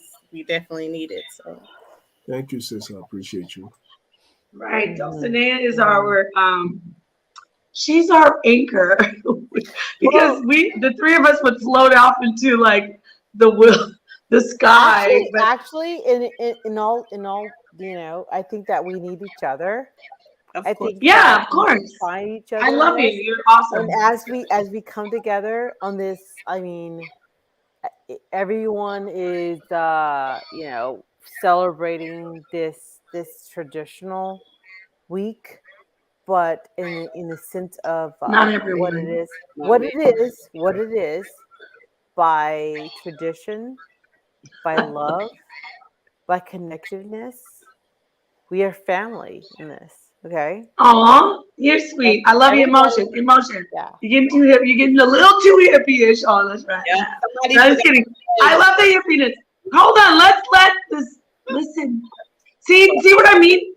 Priest Danyahla. The three of us, Robin, Freedom, In Motion, and me, we're like, I want to do that sound like, you know, I can't do. Well, we go in and we speak a little bit deeper. You probably have to watch us over and over to understand. I think I know what she means. But Dulcinea. It's about like literally when we're talking about like connectedness and what we teach, how we're connected. Look at us in this sense of it's a bitter cold all over the world, literally over our country. It is not bitter cold in Arizona. Stop the count. It's very cold. It's 60 degrees here. Excuse me. No, it's very cold. If I could, you sound like that song. It's Christmas time. No, it's cold here. There's no need to be afraid. But anyway, I don't mean to cut you off, In Motion, but I love you. Hold that thought. Hold that thought, Freedom. Hold that thought, In Motion. Dulcinea has a beautiful son, Priest. He is doing so well.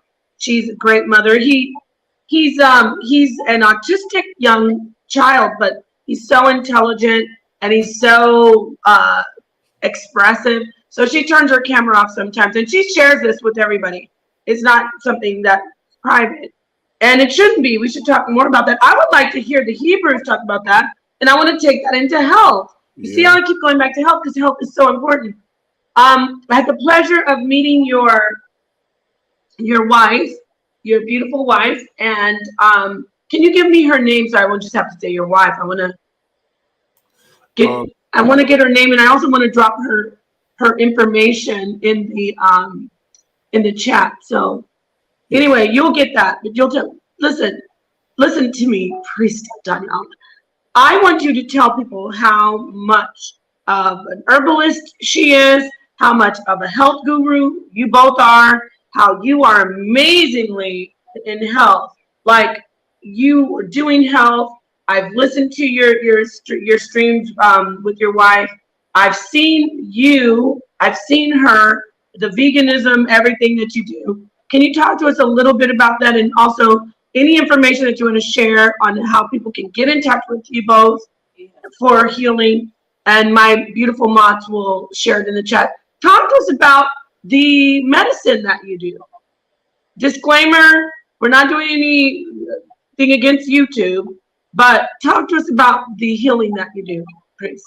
Right. So just to kind of land back, so we don't, just so everybody on the stage is familiar with my vernacular, we as Israelites, we say lammy back. We don't say piggyback because we don't eat swine.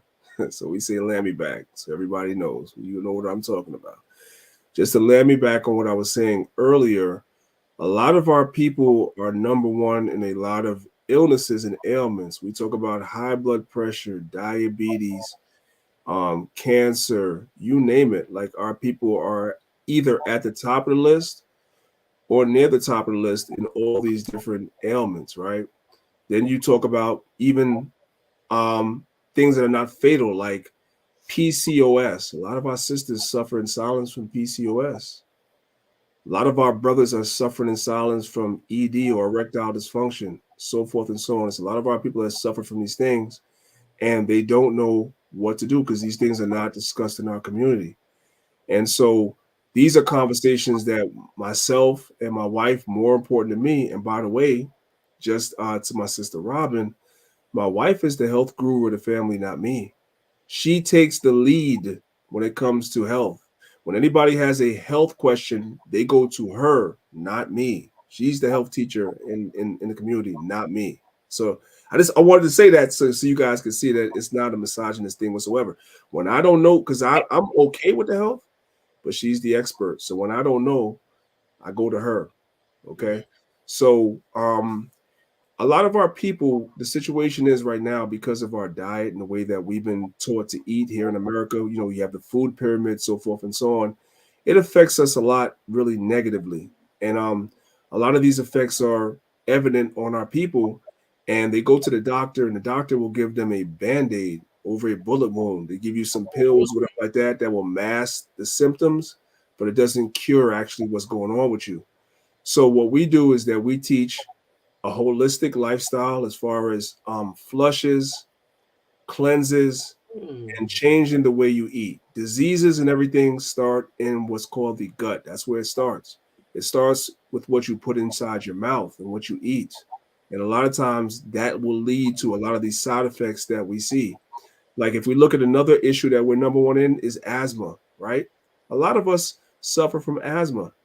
We have children that suffer from asthma. It gets passed down from mother to daughter, to daughter to daughter, father to son, to son, to son, to son, right?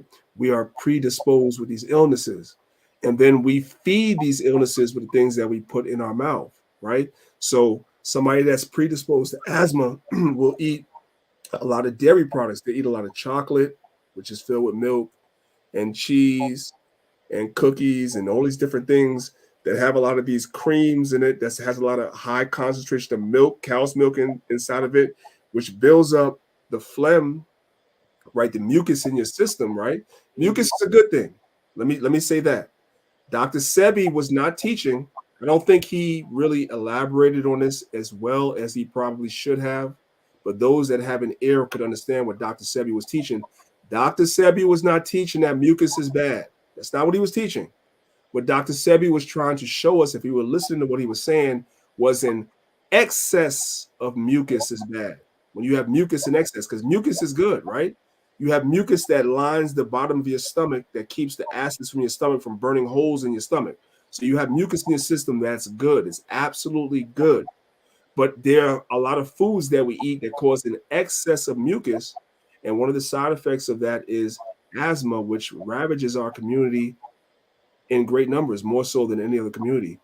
And a lot of our children are born predisposed to asthma. And then we as parents, we're giving them cow's milk, we're giving them chocolate, we're feeding them cookies and cheese and cakes and all this stuff like that. And then we're wondering why our children have these high rates of asthma in our community, because nobody is teaching our people even how to eat. That the food pyramid that we're learning in school is wrong. So basically what I'm saying in a nutshell, and you guys can ask more pointed questions. I think I'm better if you guys ask pointed questions, but what I'm showing you, brothers and sisters, is that everything, like we just look at it and say that everything that we were taught historically, we have to look at and revamp. Everything that we were taught, quote unquote, religiously, we have to look at and revamp. It's like black people can accept that. But guess what, black folks? Everything that you were taught to put in your mouth and eat, and everything that you were taught about health, that stuff is wrong too. You got to throw that in the same garbage that you throw the history that you were taught and the religion that you were taught. You got to throw your diet and what you were taught in this country. You got to throw that in the same garbage you threw your religion and your history and start over. Yeah. Because we are too high on every, and it's not by accident that we're so high on all these illnesses and everything. It's because we haven't been taught the right things in this society. Period. Well, Wow, thank you so much for yeah, that. thank Before you. we wait, emotion, I'm so sorry. Please, Danyahla, can you give the information on how people, so my mods, my amazing mods, can reshare it, how people can get in touch with your wife and her healing, and what is it? I know her name, but I don't want to mess it up. Can you say your wife's name? Yes, Salaki says my wife's name is Sister Malika. I'm trying to type in the chat, but for some reason it won't allow me to type in the chat. I don't know. Are you trying to type in the public chat? Yeah, but I'm just say it, and they will. Especially you see Max Bird. You know he's what? like he's the GOAT of all mods, and I'm not playing. Are you in New York? I am in New York. And you mail items out? Because I live in Delaware. Uh-huh. I live in Delaware. You mail the items? Yes, absolutely. Give me 1 second. Yes, let's get the information out so we can get people. 1 second. I'm going to mute for 1 second. Give me 1 second. Okay. All right. Well, go ahead. In motion, I cut you off. Yeah. Go ahead, and then yeah, no, this sister, his wife, Sister Malika, I actually had some of a tonic that she made, and it was tasty.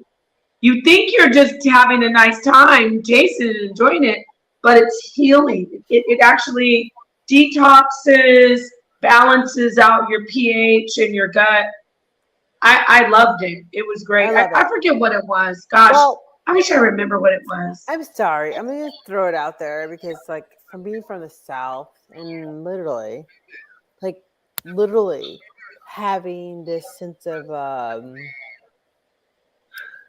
slave mentality, where you come from, like not just a sense of survival, but what we did for survival, right? It was rice, beans, pork. It was not even the best piece of pork. It was like, it was whatever, right? Everything that like put out there, right? And we're amazing people. Awesome. Right. So we are. So I'm trying to kind of make it all like make sense where we're now deciding what, and what Christ said was, it's not what comes into our bodies, it's what's in our bodies, right? Yes, in a spiritual sense. Yeah. Right.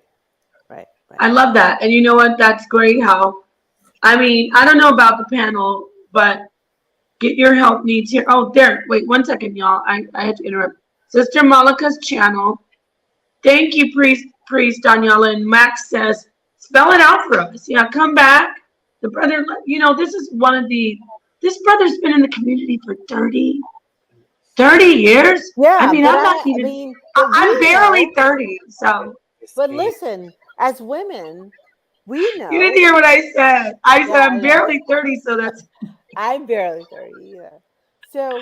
Okay, now we all can be barely 30. Wait, we all can be barely 30. Right? You're not doing that. Well, we know that, I mean, it's more so of. When did we stop eating pork? Because of religion? I haven't had pork. Pork is bad for you. Point blank, goddamn period. You don't have to be a Hebrew or a Muslim. It actually has carcinogenic properties that cause you to have cancer. I agree. I was going to ask you about the vegan lifestyle, and do you tell people to just completely cut out all animals and everything like that, or if there's someone because we are addicted to our diets, as Emotion had said, since stuff has been passed down. I know, like, even with the family, we're planning on having some greens, just all the stuff that we like so much. But do you say to just go and cut it out, Elder, and start fresh, plant-based, or what do you recommend for people? Like chicken, fish, or no? No, pure vegan. I'm speaking for you, Danyahla. Sorry. Yeah. Ace says, it's kind of a slippery slope, because I'm gonna tell you something, and I'm just gonna speak honestly. This is not even a philosophy-based answer I'm giving you. Some of the vegans and vegetarians I know, a lot of them are overweight. You know why? Yes. Yeah. which is crazy. But you know why that is? Because they're overcompensating with everything else for the fact that they can't eat meat. Because meat definitely does fill you up. That's what it does. Let's be honest. What meat does is it fills you up. So a lot of vegans that I know, and I'm speaking from my anecdotal experience, and y'all are agreeing because y'all said yeah too, right? A lot of vegans and vegetarians you might see might be a little overweight because they're overcompensating with the carbohydrates, right? Yeah. So I tell people, man, that you have to really find the lifestyle that's best for you, right? There's no prohibition in the scriptures against eating meat whatsoever. If you know that you can't do without it and you're going to overcompensate with carbs, then maybe a vegetarian or vegan diet is not for you. Obviously, it's more healthy for a lot of reasons. Obviously, we can get into all that stuff like that. It's a lot more healthy, but it may not necessarily be for everybody if you're going to just overcompensate with carbohydrates and wind up with diabetes because carbohydrates have a high level of sugar in there. So you have vegetarians and vegans that are unhealthy as well. A healthy lifestyle is really about a good balance of what you eat, getting good sleep, and getting your behind in the gym and exercising too. Oh yeah, we can't let you go agree. without letting people know. So I love. Wait, an emotion. Priest Danyahla, y'all can only see him from his face. He's like a bodybuilder. Mm-hmm. I mean, his physique. He's a bodybuilder, and I want to talk to real quick. Emotion, I love you. She's on fire. This girl is on fire. Can I say something?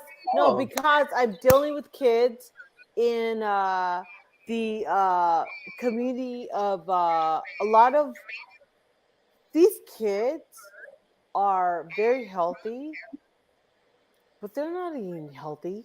They're going to McDonald's. They're doing whatever, and they're surviving. So they're not healthy. Wait, they're healthy. You mean they look healthy? I mean that coming from a people, and let's be honest, that we're not coming from a greens and grains where everybody's coming up on vegan foods, and we've taught our kids how to eat right, and then right. Lamont James is like an amazing person because he ate like completely organic food, and everybody like it's amazing like that. It's like they did what they had to do, right? We are talking about a people that we are eating to build carb, understand what food is, what food isn't, and a people that it's not about like what you don't eat or don't. We're survival. We are America, right? We are hardly surviving, girl. People eating 50 pounds of steak right now. We are surviving. They're over. But you know what? I get what you're saying. We're Americans. We have everything. I want you to know, in motion. This brother, Priest Danyahla, look at the comment that Max Berg made. He is his wife. This is the thing why there is power couple when it comes to health. She does the eating. She does the health, the herbs, the medicine. Then he does the physical, like workout. How you can get your body in the best shape your body should be. You don't have to look like a supermodel. No. But I want to ask Priest Danyahla in motion. Just give me 1 second, and then you can come back in. You can come in and respond.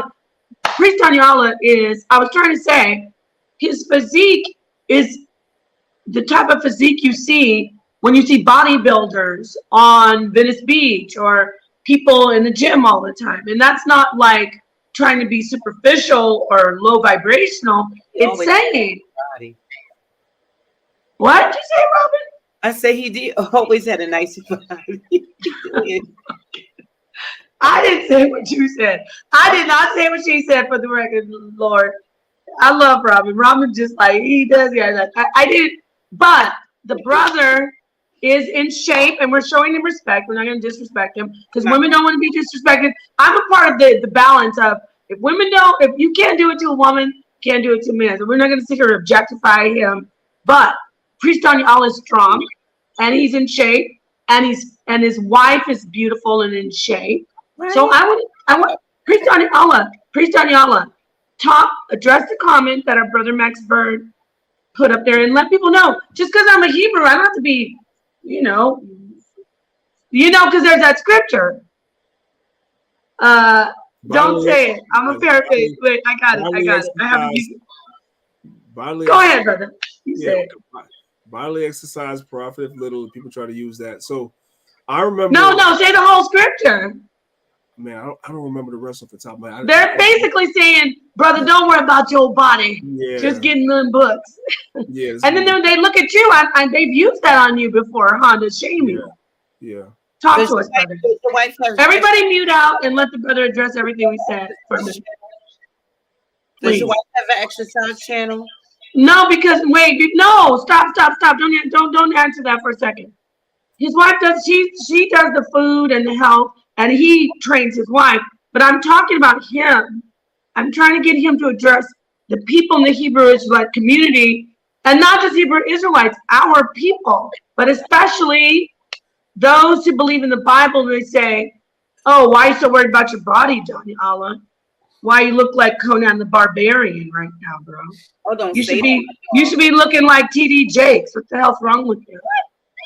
Talk to us about that, brother. I'm muting out. We're all muting out. Yeah. So first of all, shout out to my man Max Bird. That's my brother. Much love to my brother.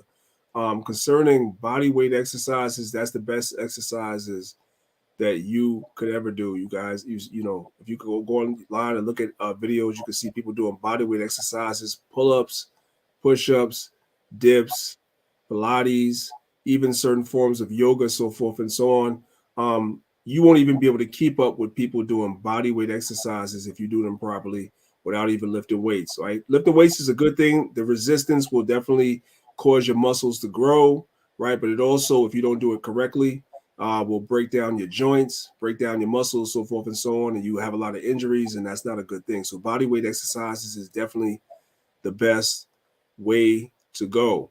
You brothers, listen carefully to you brothers that are on Sister Napah's channel. Listen to me carefully. If I always talk to the brothers, this is very, very important, right? A lot of sisters have complaints about a lot of you brothers.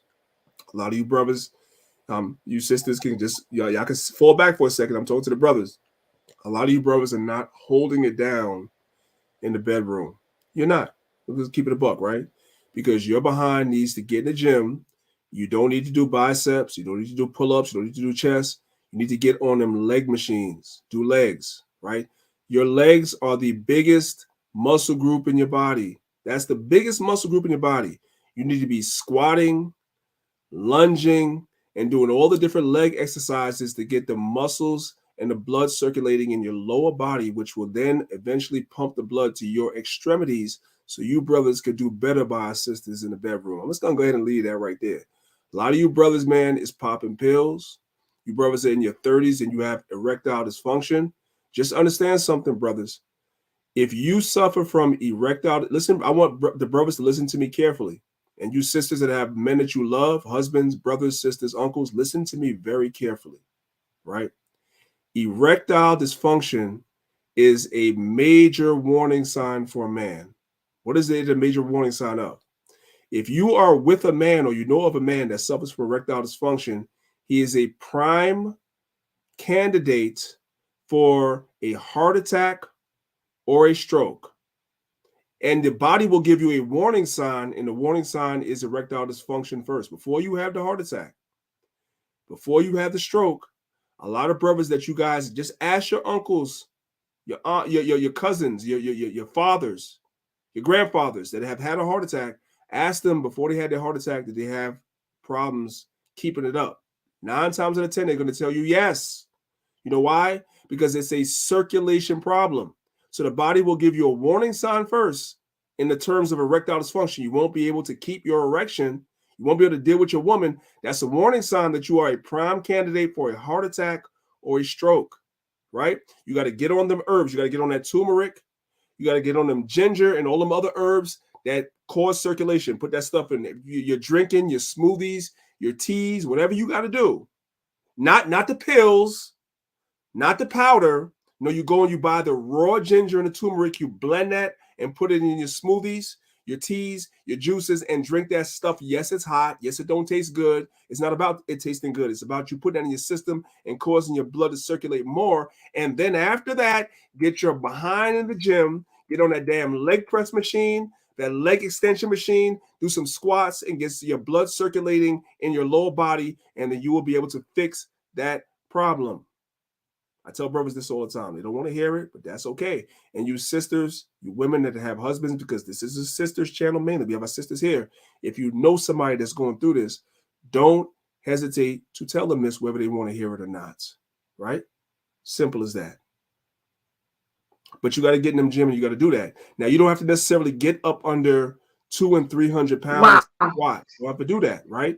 You can squat with just body weight squatting, body weight lunges, so forth and so on. You can definitely do that. You don't have to get up under a whole bunch of weight, because that stuff, if you don't do it right, will break your joints down and break your muscles down as you get older. But the point is the movement. As the bartenders, there's a group on YouTube called, I'm going to pass it right back to Nepal right now. There's a group on YouTube called the Bartenders, and they have a slogan, and their slogan is 100% on point. Movement is medicine. It's not necessarily about how much weight you put on your back, how much weight you're pushing in the gym. It's about the movement. Movement is medicine. So you can do body weight squats, body weight lunges, so forth and so on, but get in the gym, get out there and do that. That's the point. Go ahead, Nepal. You got it. I love it. Thank you so much. Priest Danyahla is joining us right now with the Sit Down. If you haven't subscribed, please hit the like. Please subscribe. Please hit the notification bell. Please, please, please. Baba Kusha, Baba Kusha, Baba Kusha. Priest Danyahla, I'm gonna drop the link for the family. But we're not gonna be in here too long. We've kept you for 2 whole hours out of your family life, precious hours. I want to say thank you so much for being with us, but I do want to ask you, talk to me while we wait for somebody. We're going to wait for about 3 minutes. We have 4 more minutes in the show. If you hit the link within that time, come in, speak to the brother, speak to the elder. But in the meantime, I want to ask you, Lashawan Kodash. I actually know it very well. I'm a polyglot. I speak French, Spanish, German, did I say French, English, and Farsi. And I also speak the Lashawan Kodash. Why are so many people always banging on the Lashawan Kodash? Baba Kusha, can you tell us, please? Right, because it's not the main 2 ways of vocalization of the Hebrew are known as Matrice Lectiones and the NEQROES. That's the main ways of vocalizing the Hebrew. That the NEQROES comes from the Masoretes, and the Matrice Lectiones comes from basically the Roman era, right? So the way that we pronounce the Hebrew is a more ancient way, but that's not the way that's accepted by most people today. Most people today accept the NEQROES and the Matrice Lectiones, and so because of that, and the Lashawan Kodash is not something that's so well known. That's the reason why they bang on it, because the Masoretes, which we get our Masoretic text, that's where your KJV comes from. Your KJV comes from the Masoretic text. The Masoretes had a way of vocalizing. The Masoretes had a way of vocalizing the Hebrew, so a lot of people run with that because the Masoretic text is what we use in the KJV. There's no books that are written on the Lashawan Kodash, so forth and so on. It's something that was spiritually discerned by the elders of the Old One West. You do see elements of it in the Bible, but there's no formal courses on it. There's no formal academic research on it. So that's the reason why a lot of people come against it. There's been more studies on the NEQROES, which is flawed, and the Matrice Lectiones, which is flawed. But that's like a whole nother show in the pod. We can go for hours on that. It is, and you know what? You are one of the best guests we've had on here, in my opinion, because you took on some tough questions. You took on some tough questions. Most of the guests, they get to skate on with the whole back skate. But we have some beautiful sisters in here who had some real questions, but we love you. It's all love. It's all love to you and your wife and your family, and of course to the Hebrew Israelite family. I would love to bring you back. And you mentioned that Ron Dalton would come in. I'd like to bring you back on with him. I'd like to bring you back on with him. I'll talk to him because he definitely most likely if I talk to him, he'll definitely come on. Sister Robin is looking sideways at her camera like she. Sister Robin, I'm gonna let you know. You don't have enough time. You don't have enough time, Sister Robin. I can't ask you nothing. No, Robin. We've been on here for 2 hours. Robin, I did want to do the whole guess the age. Hold on, Leah. Let's get to Dulcinea.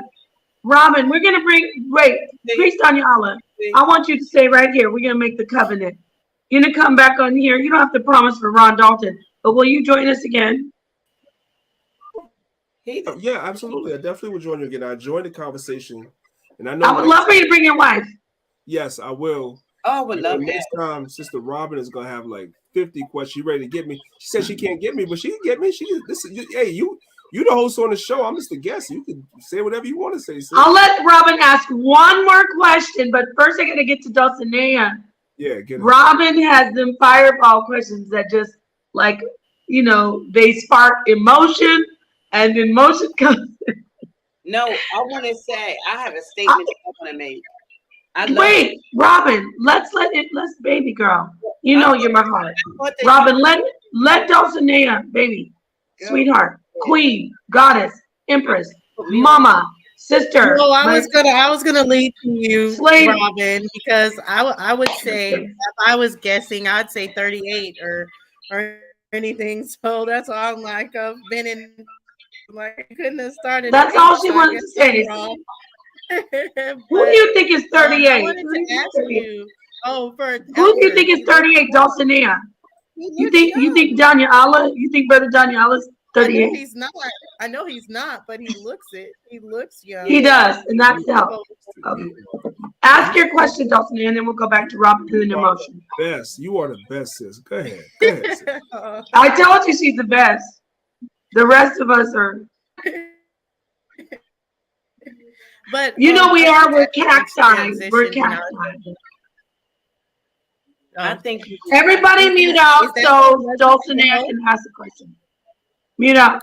On your health journey with what happened to your parents, did they transition because of their health or just normal things that were going on in our community, like the heart disease and the diabetes and things like that? Well, that's a great question, sis. So my father transitioned because of the streets. I'll just leave that there. My mother transitioned, because of her health. She was not on top of her health. And by the time she was so far gone in her illness, she started reading books like Back to Eden and stuff like that. But she was so far gone with the illness that it was, and this is me at 12 years old watching. My mother died when I was like 11 going on 12. My father died when I was 12. He was in the streets. So literally within a year, I lost both of my parents. But I can remember as a 11, 12-year-old, my mother reading a book like Back to Eden, but she was already sick and she didn't last. So that was something that stayed with me. Plus, my parents passed down some stuff to me, man. My father, I can remember him as a young man. My father was predisposed to asthma, which I also have, right? Well, I'm predisposed to, right? And in my young life, I remember as a child from 8, 9, 10 years old, I was going to the hospital every week, being put on that nebulizer in the hospital and being shot with all these different things the different shots they would give me to open up my lungs and so forth and so on. So I remember, and it wasn't until I got into my 30s that I realized, hey, I'm doing this to myself with what I'm eating. I'm like, I love cookies. I love the cookies with the cream, the Oreos, the cheese, all that stuff like that. It was me. And when I cut that stuff out of my diet, my asthma went away. So I was doing it to myself the whole time. But hopefully that answered your question. Yeah, my parents predisposed me to some things.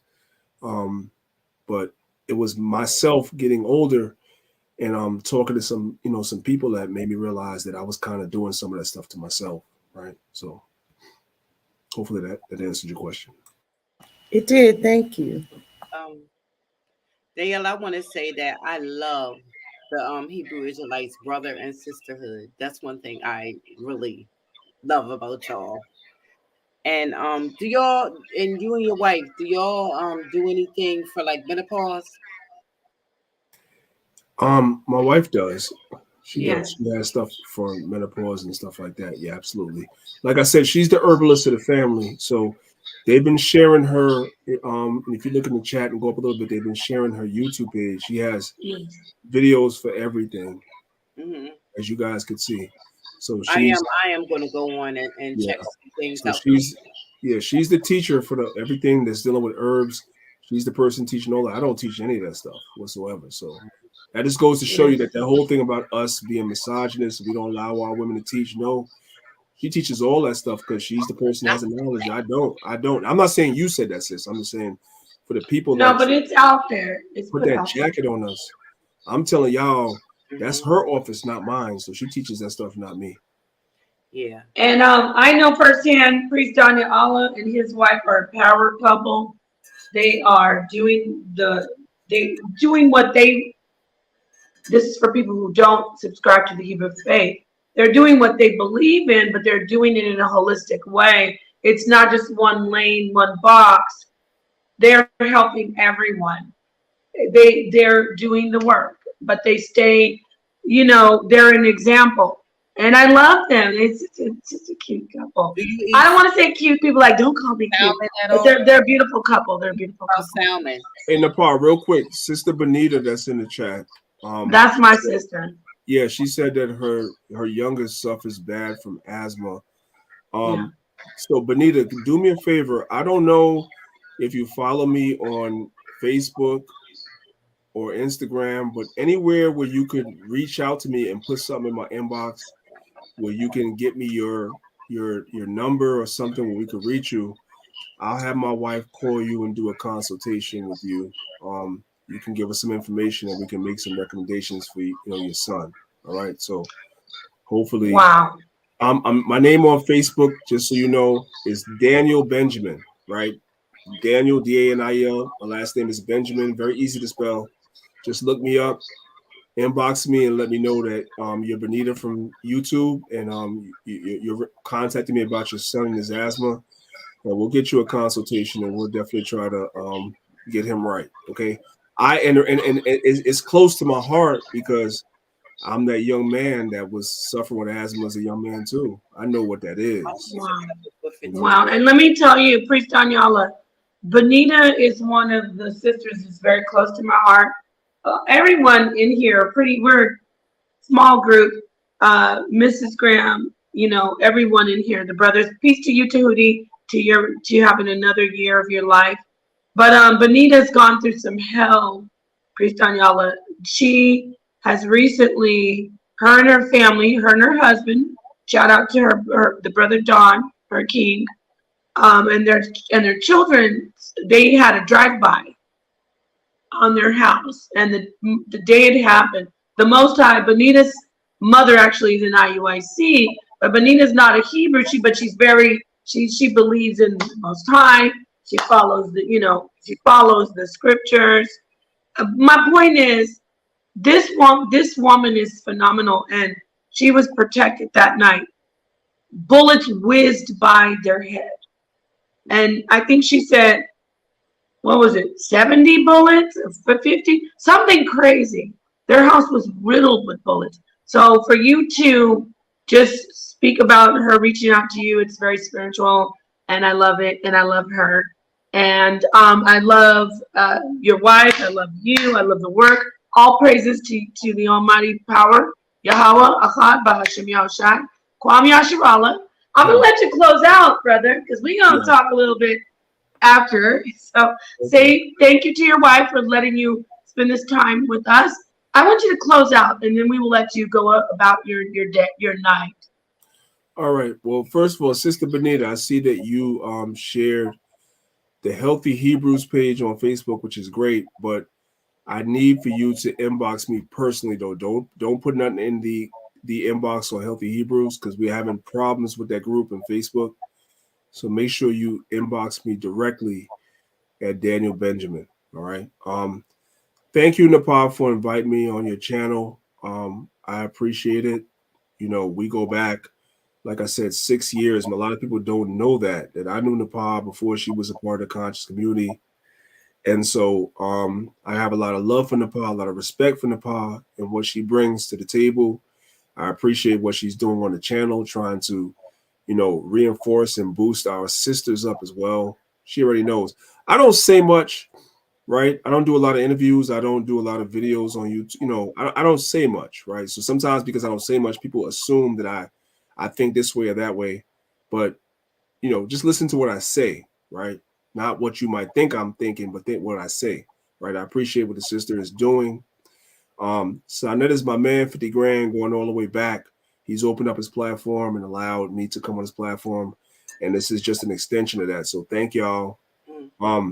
Thank you, Sister Robin, for all your questions and, the fire you bring and the passion you bring. I appreciate you.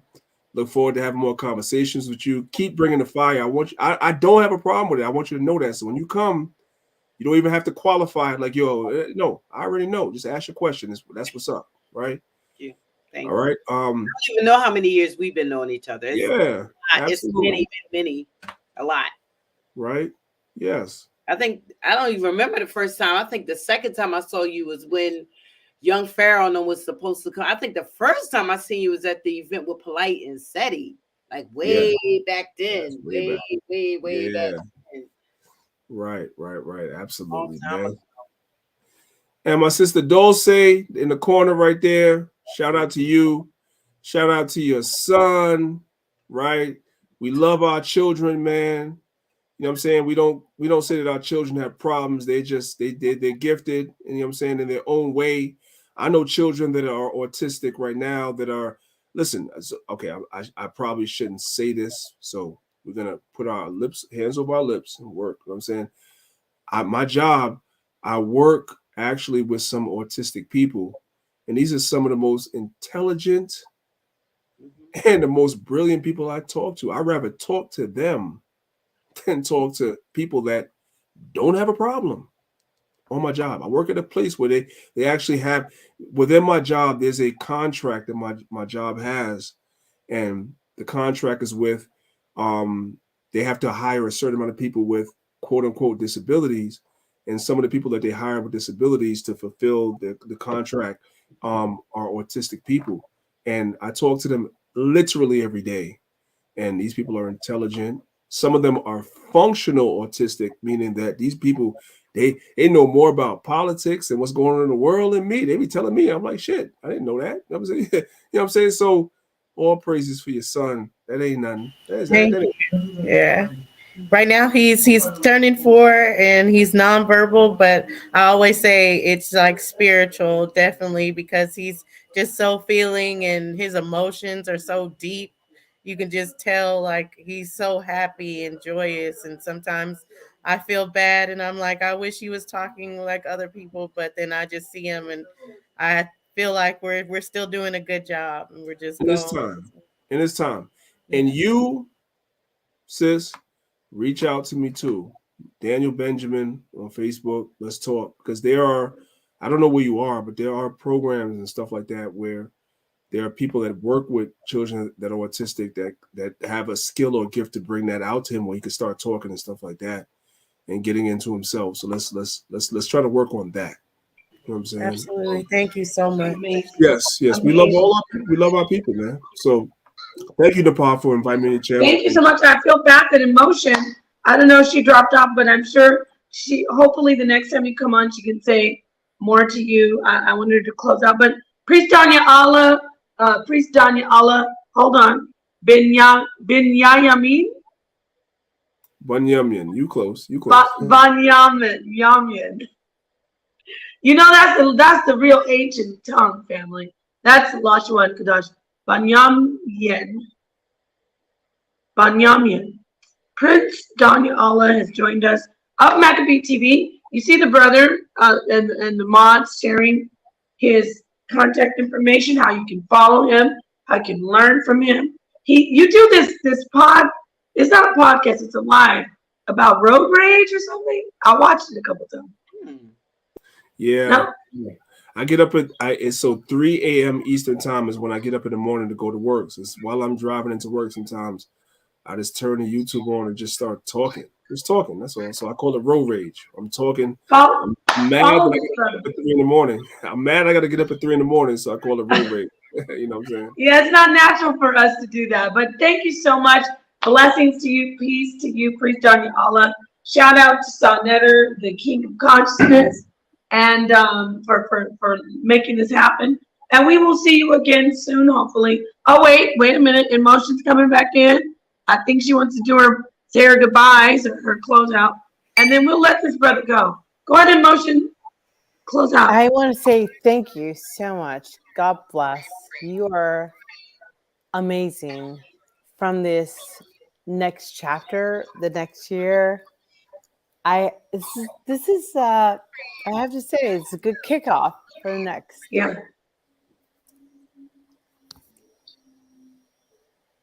Can you hear us? Thank you, I sis. think I she appreciate froze. you. I appreciate Yes, all of we'll y'all. see you again soon. Yes, I appreciate you, Nepal. I'm gonna drop out. Thank y'all, sisters. Love y'all, sisters. Y'all powerful sisters. And Peace. I'm waiting on Nepal. It's up to Nepal now. Nepal has my number. She just has to call me back and be like, okay, it's time for you to come back. I'll be right back. You heard? We're gonna bring you back, and we want you to come in prepared. I like to see him on my show too. Yes. Okay, Yes. we're gonna shout to show out, Robin, for sure. Nepal's gonna hook that up, sister. Absolutely, Robin. Take care. Appreciate Okay. Yes, y'all. all praises. Shalom, shalom, priest, shalom. All right, there you have it, family. Thank you so much to the audience members. My meager, we didn't do the HOK today, so we had a very intimate group, but we still had a powerful group. Thank you for joining. To the panel, thank you to the people who stayed with us at first and foremost, my beautiful mods, and then the audience members. Please hit the like. It doesn't cost anything. And if you hate me, hit the dislike. I'm not doing anything for her. No, just kidding. So I love you guys. I'm doing this from my phone because I'm actually not around a laptop right now. So my point is my phone's about to die. This is live, so I like to be open and honest with all of you. But ladies, I'm gonna go around. I'll start with the one who came in last, because the last will be first, and the first will be last. Dulcinea, close out, and then I'll pass it on to. And shalom. I'm so sorry, you guys, that I was late. I think it was a beautiful stream per usual. I'm so glad he got to come and talk. And next time I'll definitely do more about Hebrews. Sorry. I know my son's screaming in the background, but peace to everyone. You don't have to worry about that. We know your son is. Danyahla put it very well. He is on another level. We're trying to understand him. So don't worry about that. You don't have to mute out. Just keep going. Well, that's all I'll say. And peace and shalom to everyone. I know not everyone's celebrating the actual holiday, but we do come together as family and just bless everybody's families going forward. And this new year is going to be even better than the last. I'm going to stop muting. Forget muting. I love you, Dulcinea. Call me afterwards. Or maybe we'll hang out in the back chat and talk some. Yes. That's what we do, you guys. Don't be jealous of us. The four of us, or whoever's with us, afterwards, we sit in the back chat. We are so funny. We see the real Robin in the back. Robin is the real. We see the real in motion, the real Dulcinea, and you guys always see the real Napah. So anyway, thank you, Dulcinea. Moving on to in motion. Close out, my love, and thank you. My gosh, you guys, God bless. Peaceful spirit. This week has been joyous and. Are you celebrating right now? Do you have family there? Yeah, I hear your family. It's been kind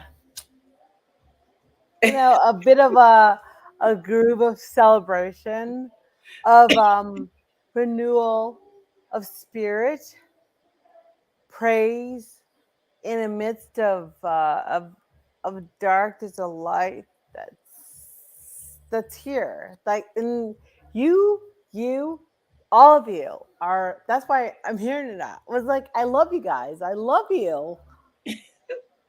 I love you. I love you too. We love you. That's why we're here having a live stream, drinking wine. Danyahla is one of the most amazing elders I've known, though. Anyway, but thank you, in motion. Hold that thought.